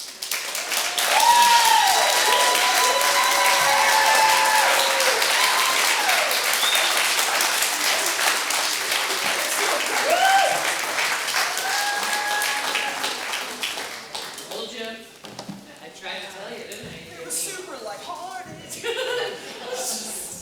Oh, good old time, fun time, laughing party. Next up, we have a number, but they need a moment to set up. So before that, I'm going to tell you about an upcoming show here at the Majestic Theatre. Yeah, in September, from the 27th of September to the 6th of October, we have dancing at Lunasa. Yes, other than how long 10 minutes is, pronouncing that word has been the biggest controversy of the day. But it is set in 1936 and is the story of 5 sisters, one Irish summer, and the boy who remembers them all. It'll be directed by Robert Leff. Should be a good time. Hopefully not as sad as this last thing. But coming up next, we have team number 7, the formidable demigods of creativity. Yeah, they will be presenting an original piece by Calvin Redburn entitled, oh, yes, we know him. Is he cool? And it will be entitled The Confident Scientist and the Adaptive Matter-Dependent Density Matrix for Dynamic Teleportal Renormalization Utilizing Quasi-Particle Coherence in a Quenched Mott State.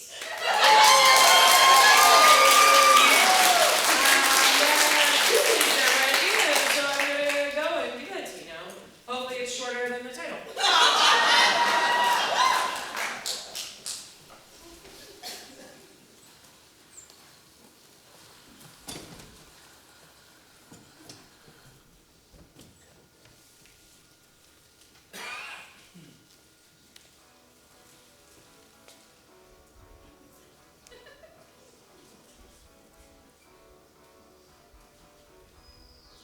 Damn it! Not again! What were you trying to warn me about? Just now, before the lights went out. Oh, I don't remember. What time is it? It's 3 minutes to 5. Well, damn it! Then it didn't work. Dr. North, here's the coffee. Oh, you already have one. What? Did I ask you to bring me coffee? I must have been distracted. Yes, I already have a cup. Seems like you two have been working too hard. Dr. Marley, do you want it? Sure.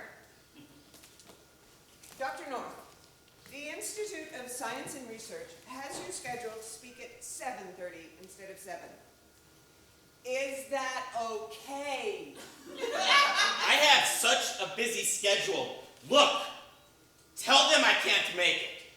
No. Somehow, the temporal transmutation engine isn't getting the power that it needs.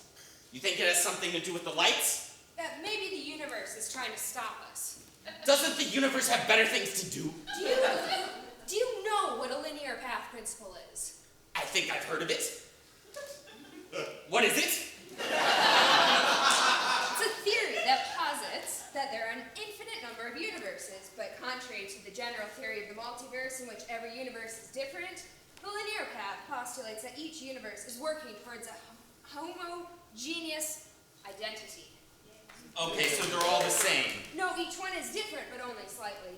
Each universe corrects itself, adjusting to resemble the linear ideal, the supposed perfect state in which all universes are identical. But it never will. There will always be differences between universes. We would be a little different in each one. So in one universe, I'd have red hair, and in another, green? It wouldn't just be that. Everything might be different, but in little ways. Let me ask you this. Who's the president? Obama. Of what country? The United States. And what did you have for breakfast? I had Pancake House. It's the best food in town. Ugh! Coffee's hot. Well, in another universe, all those details might be different, though we might still be two scientists in here trying to fix a machine that the universe does not want activated. You're saying the universe is trying to stop us? That it's keeping this machine from working? Maybe. Is it not somewhat strange that after all we did, somehow the machine just didn't work? It seems like it could be the universe correcting itself before it... Oh, wait. The joke's on you, Dr. Marley. Well, the joke's on us. Look, the thing was unplugged the whole time. Joke's on the universe, maybe. We thwarted its attempt to stop us. What time is it? 5 o'clock on the dot. All right. Let's give this thing one more try. Well, ready? Well, actually, before you do that, I want to warn...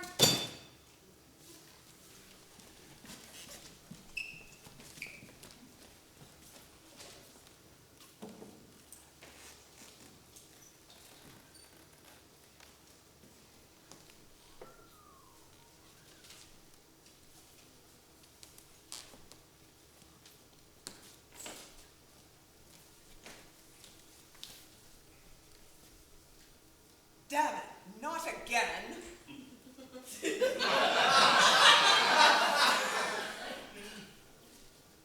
What did you want to warn me about? When? Just now, before the lights went out. I don't remember. What time is it? 3 minutes to 5. Well, damn it, then it didn't work.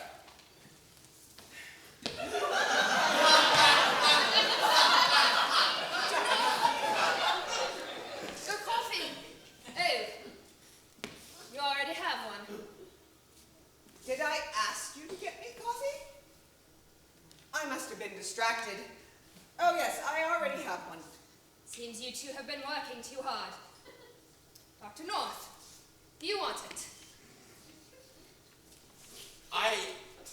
Sure. No, I already have one too. I guess I'll drink it. By the way, Dr. Bishop, the Institute for the Best Science America has you is scheduled for 7:30 instead of 7 o'clock. Is that all right? I have such a busy schedule. Look, tell them I'll definitely be there. Somehow, the temporal transmutation isn't getting the power. You think it's related to the lights? What if the universe is trying to stop us? Doesn't the universe have better things to do? Do you know what the linear path principle is? I think I've heard of it. What is it? Well, it's a theory that posits there's an infinite number of universes, but contrary to the general interpretation of a multiverse in which every universe is different, the linear path postulates that each universe is working towards a homogeneous identity. So, what, they're all the same? No, each is different, but only slightly. Each universe corrects itself, adjusting to resemble the linear ideal, the supposed perfect state at which all universes are identical. But it never will. There will always be differences among universes. We would be a little different each time. In one universe, I have 2 stars. In another, 3. It wouldn't be just that. Everything might be different, but in little ways. Let me ask you, who is the Supreme God King? His very, very, very rich Majesty, Donald Trump. May his ratings never fall. Of what country? United Rifle Association. And what did you have for breakfast? Why, I went to McDonald's, of course. Coffee's lukewarm. Well, in another universe, all those details might be different. Though we could still be scientists in here, trying to fix a machine that the universe doesn't want activated. You think the universe is trying to stop us? Like it's keeping the machine from working? Maybe. Isn't it somewhat strange that after all we did, somehow the machine just doesn't work? It seems like it could be the universe correcting itself before it even... And joke's on you, Dr. North. Well, joke's on both of us. Look, the thing was unplugged all the time. Joke's on the universe. Maybe we thwarted it trying to stop us. What time is it now? 5 o'clock on the dot. All right, let's try it one more time. Ready? Well, actually, I wanted to warn you before you...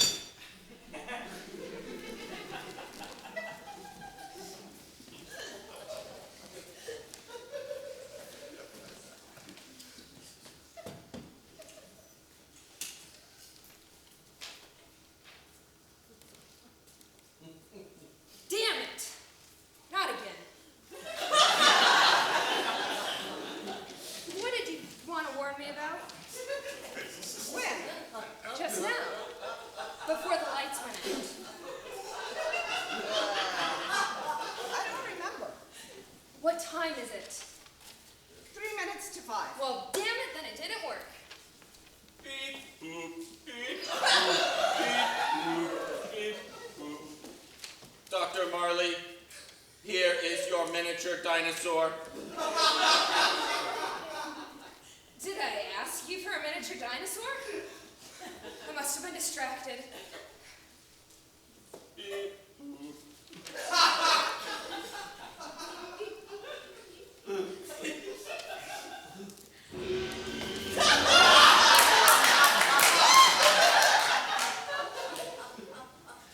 Seems like you two must be working too hard. Dr. Bishop, would you also like a miniature dinosaur? No, I'm good, thanks. But you know I could really go for... Oh, never mind. I didn't realize I already have a copy. Beep, boop. By the way, Dr. Marley, the Schrodinger Experimental Laboratory has you signed up to speak at 7:30 instead of o'clock. Is that okay? I have a busy schedule. Look, tell them I'll be there. And I won't.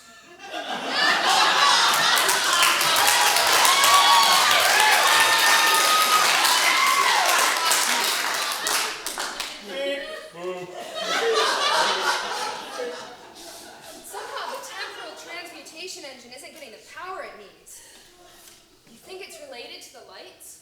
Maybe the universe is trying to stop us. Doesn't the universe have better things to do? Do you know what the linear path theory is? I think I've heard of it. What is it? It's a theory that posits there are an infinite number of universes, but contrary to general interpretation of the multiverse, in which every universe is different, the linear path postulates that each universe is working toward a homogeneous identity. So what, they're all the same?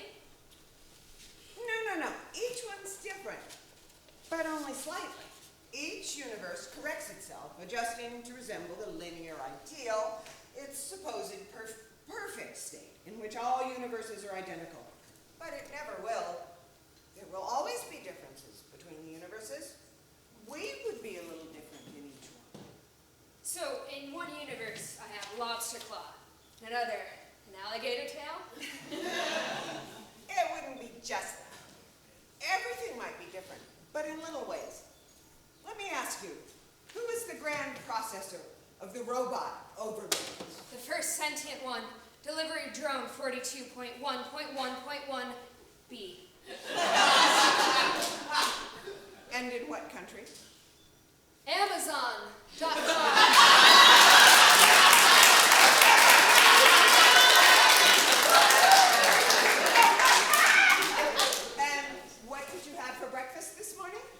I had carbon, oxygen, hydrogen, and nitrogen injections. Gotta keep my diet if I want to exchange this body for the singularity. My coffee's cold. Well, in another universe, all those details might be different. But we could still be scientists in here, trying to get a machine to work that the universe does not want activated. You think the universe is trying to stop us? Like, it's keeping the machine from working. Maybe.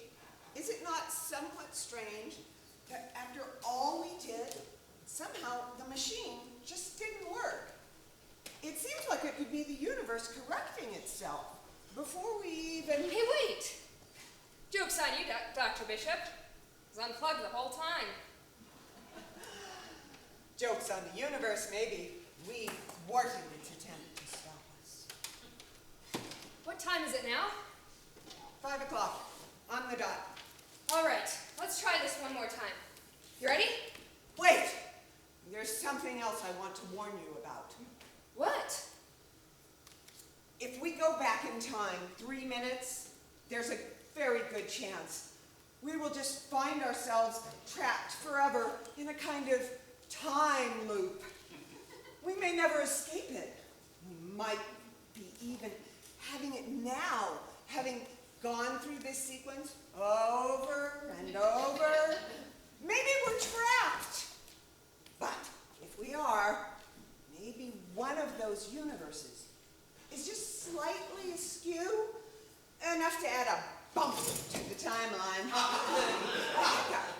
To grant you this moment where you can decide if you want to go on with the experiment or not. You may not ever get another chance to not hit that button.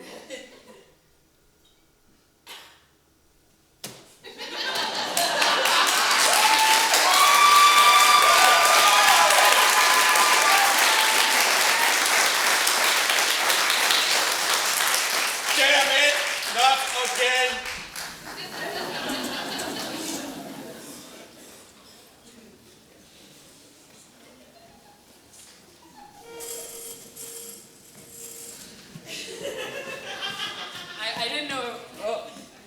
I didn't know if it was actually done that time. So, we have now made it through 7 of the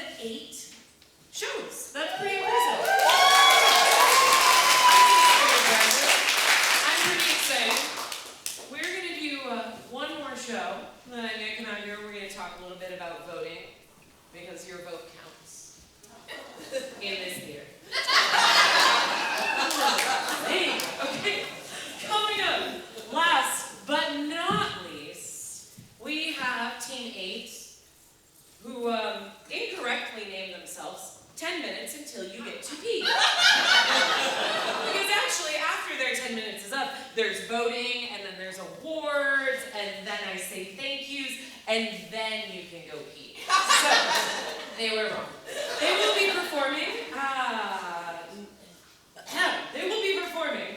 A Late Winter's Tale by Paul Ahrens.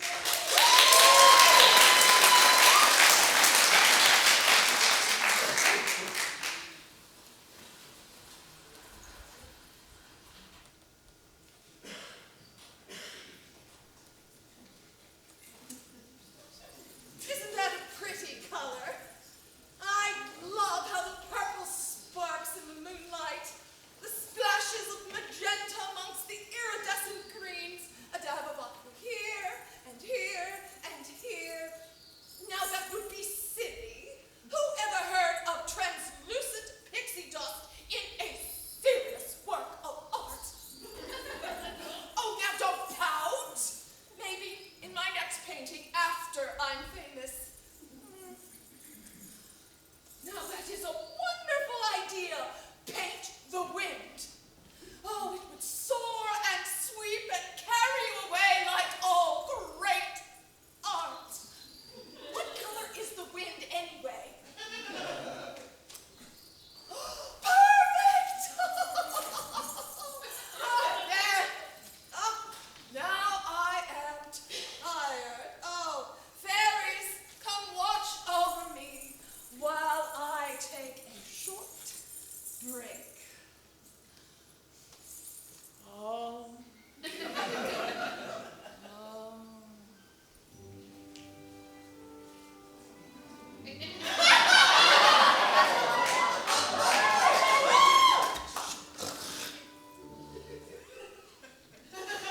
Gone, fairies. My beautiful Tanya, love of my life.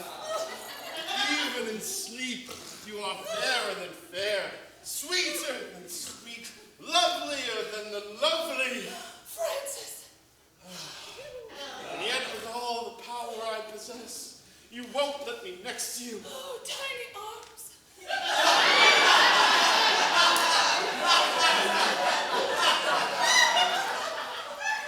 My bed is empty without you.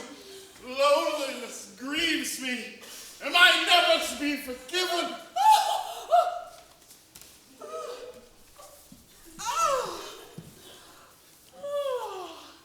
What a silly dream. It's as if... It's you! How totally unexpected. I should have known that my silly dream was too good to be true. Have you scared away my fairy friends? How mighty of you, Oberon. I like your painting. It captures the light quite beautifully. Is it finished? Because I have art friends that I want to show it to. Oh, whatever. It's not a big thing. Take it and leave. Please. And here's your buddy. Francis. I'm finished with him. I'd say the joke was on you, but it's not really very funny. Don't touch me. Please, Oh. please. No. When then? Week, month, a year, a century? You can't go on like this forever, which is a very long time if you're immortal. We're supposed to kiss and make up. We always do. This loneliness is killing me. Look, I appreciate your longing. I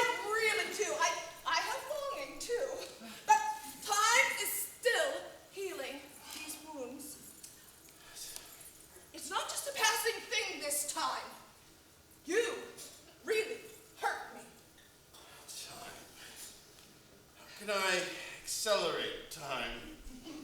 It's all especially relative. Time's arrow pierces the thickets of hides. We shall ride the boat of time and see where it takes us. Let's go. Let's go. Axio Queen.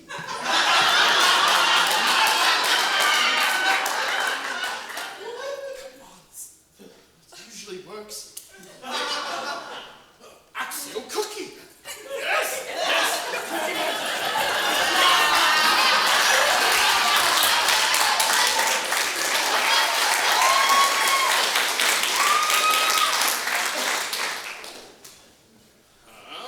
Is that a beach? Sand? Huh? Oh, I love the feel of wet sand between my toes. The smell of the sea breeze, the salt air, just Oh, your sweet smile. Your eyes, they sparkle. Your cheeks dimple. My heart melts. Shall I throw myself into the cold ocean to show how much I love you? That will not be necessary or useful. It's not a question of how much you love me.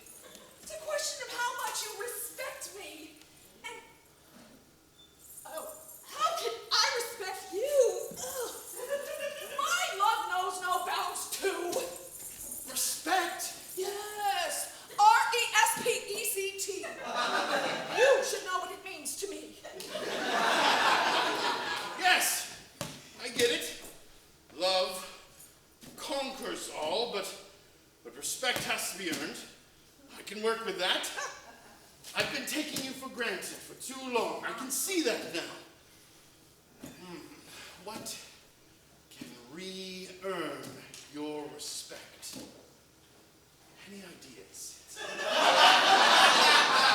Be vulnerable. Show me your heart. But no groveling. I don't like groveling. Okay.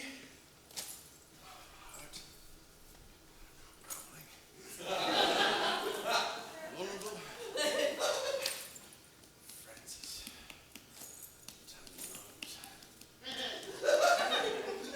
Tiny arms.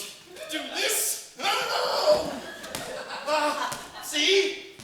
That's it. Yes, I still have it after all these years. The knack never dies.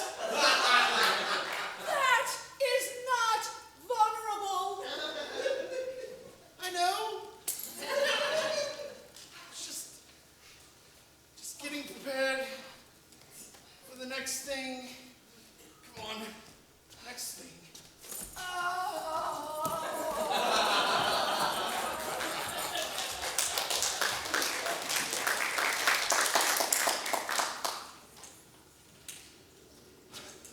Okay, this is gonna. Yeah.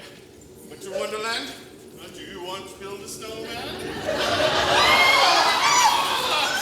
Oh my God! I'm so sorry. Why are we here? Oh, the wind chill factor must be 20 below zero.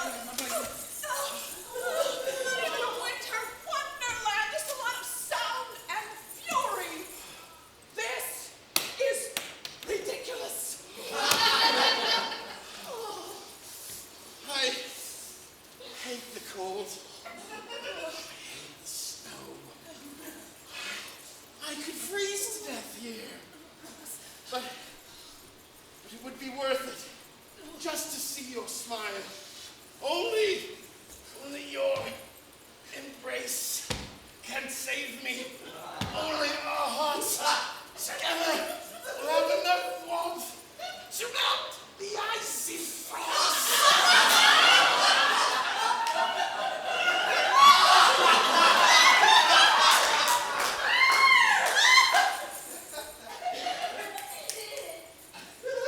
My Oberon.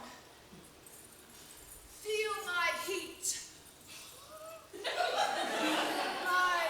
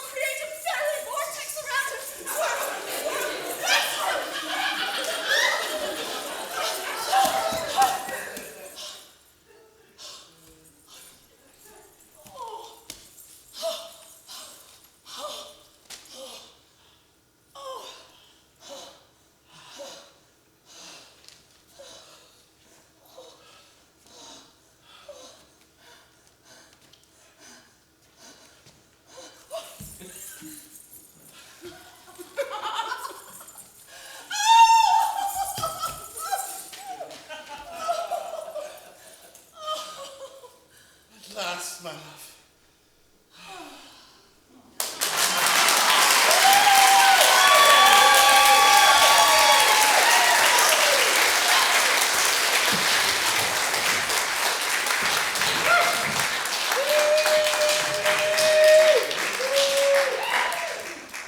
I'm gonna sit down again.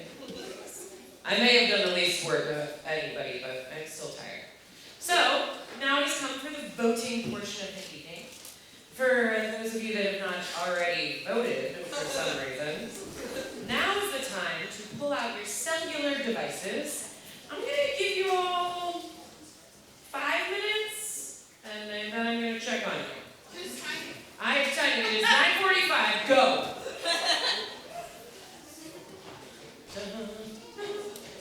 Where can they find the link, Misha? The link's in the bottom of your programs. It's majestic.org/vote.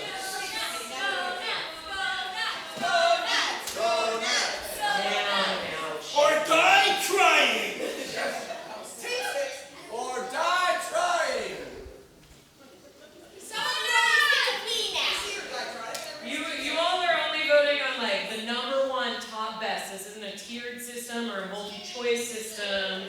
You're just voting for the Iron Thespian.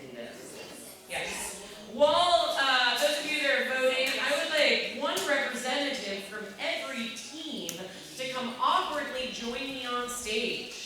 If you have not already decided amongst your team who that representative will be, too bad. You should figure it out. Not coming out. You need a link? Reload. Is the link non-working? Majestic.org/vote.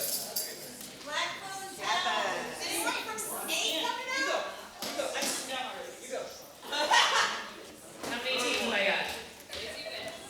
We could get an order of this. Okay. There's a lot going on right now. I didn't tell them I could make a talk today. It's only been 2 minutes.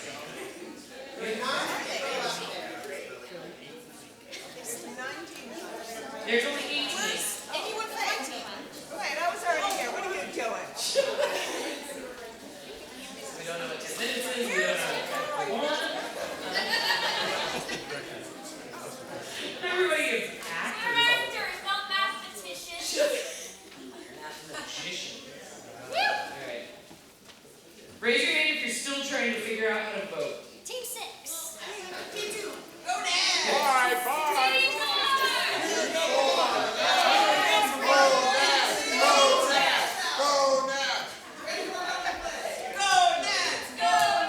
For those of you that are done with your voting, I was supposed to tell you about another upcoming show at the Majestic Theatre, but I appear to have lost that page. It's next to normal. It's going to be great. It's also a treasure. I don't know when it is because, as I said, I lost that page already. November. Great performance in November on this stage. Wow. Yeah. The same stage that Team 6. All right. Let's try again. Raise your hand if you're still trying to vote. You gotta hit the submit button at the bottom of the page. Well, yeah. Yeah. Submit. Number 5, then get submit. Okay, this just in. Just hit number You 4. had like a quarry. It only stops at 4. So we have a lot of people in the back who cannot scroll past 4. If your phone will not enable you to vote, please ask your neighbor if you could use their phone. Is this like a government you don't have to switch to paper ballots? Yeah. I was against this whole phone voting thing to begin with. I was going to let it. Because we can't count to 10. I know.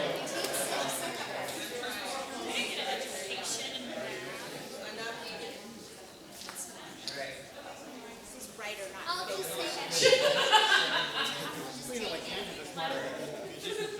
What?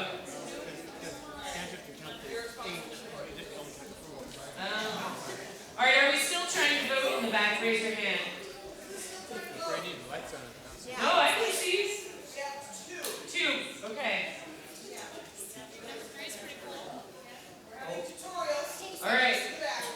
Alright, well, since voting's very close, then we're all just gonna awkwardly sit here. If you have any ideas on how to make voting way smoother next To the year. death! Fight to the death. Two left! This was also supposed to be a PG-13 show, which I don't think fighting to the death. Just do it off screen. Okay. Yeah, off screen. Yeah. Hanging Chad. Hanging Chad. No, don't hang Chad! Who's gonna pay my team for me? We need Chad. We need to charge this. There you go. Tip jar. Oh, these are all great ideas. You guys are problem solvers. Yeah, I really appreciate it. If they were on their cell phone.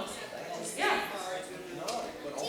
So I do believe the vote should be in, and hopefully soon someone will appear with some sort of awards.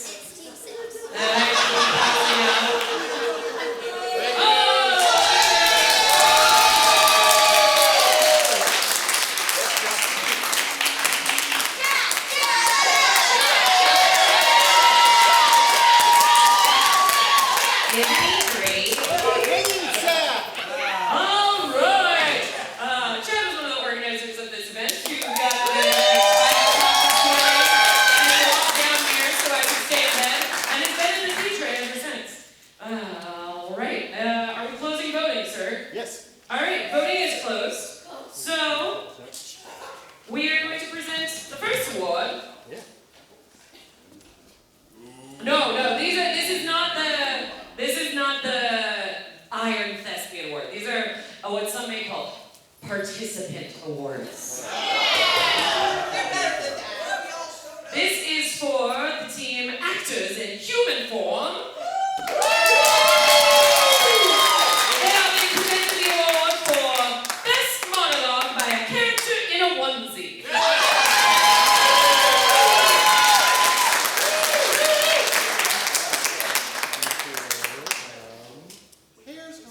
This is for Pears Gone Wild.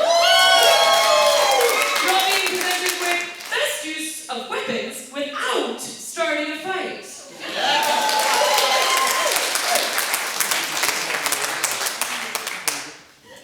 Ah, 10 minutes until you get to pee. Yes. Y'all are being presented with the award for Best Shakespeare Frozen Harry Potter Crossover.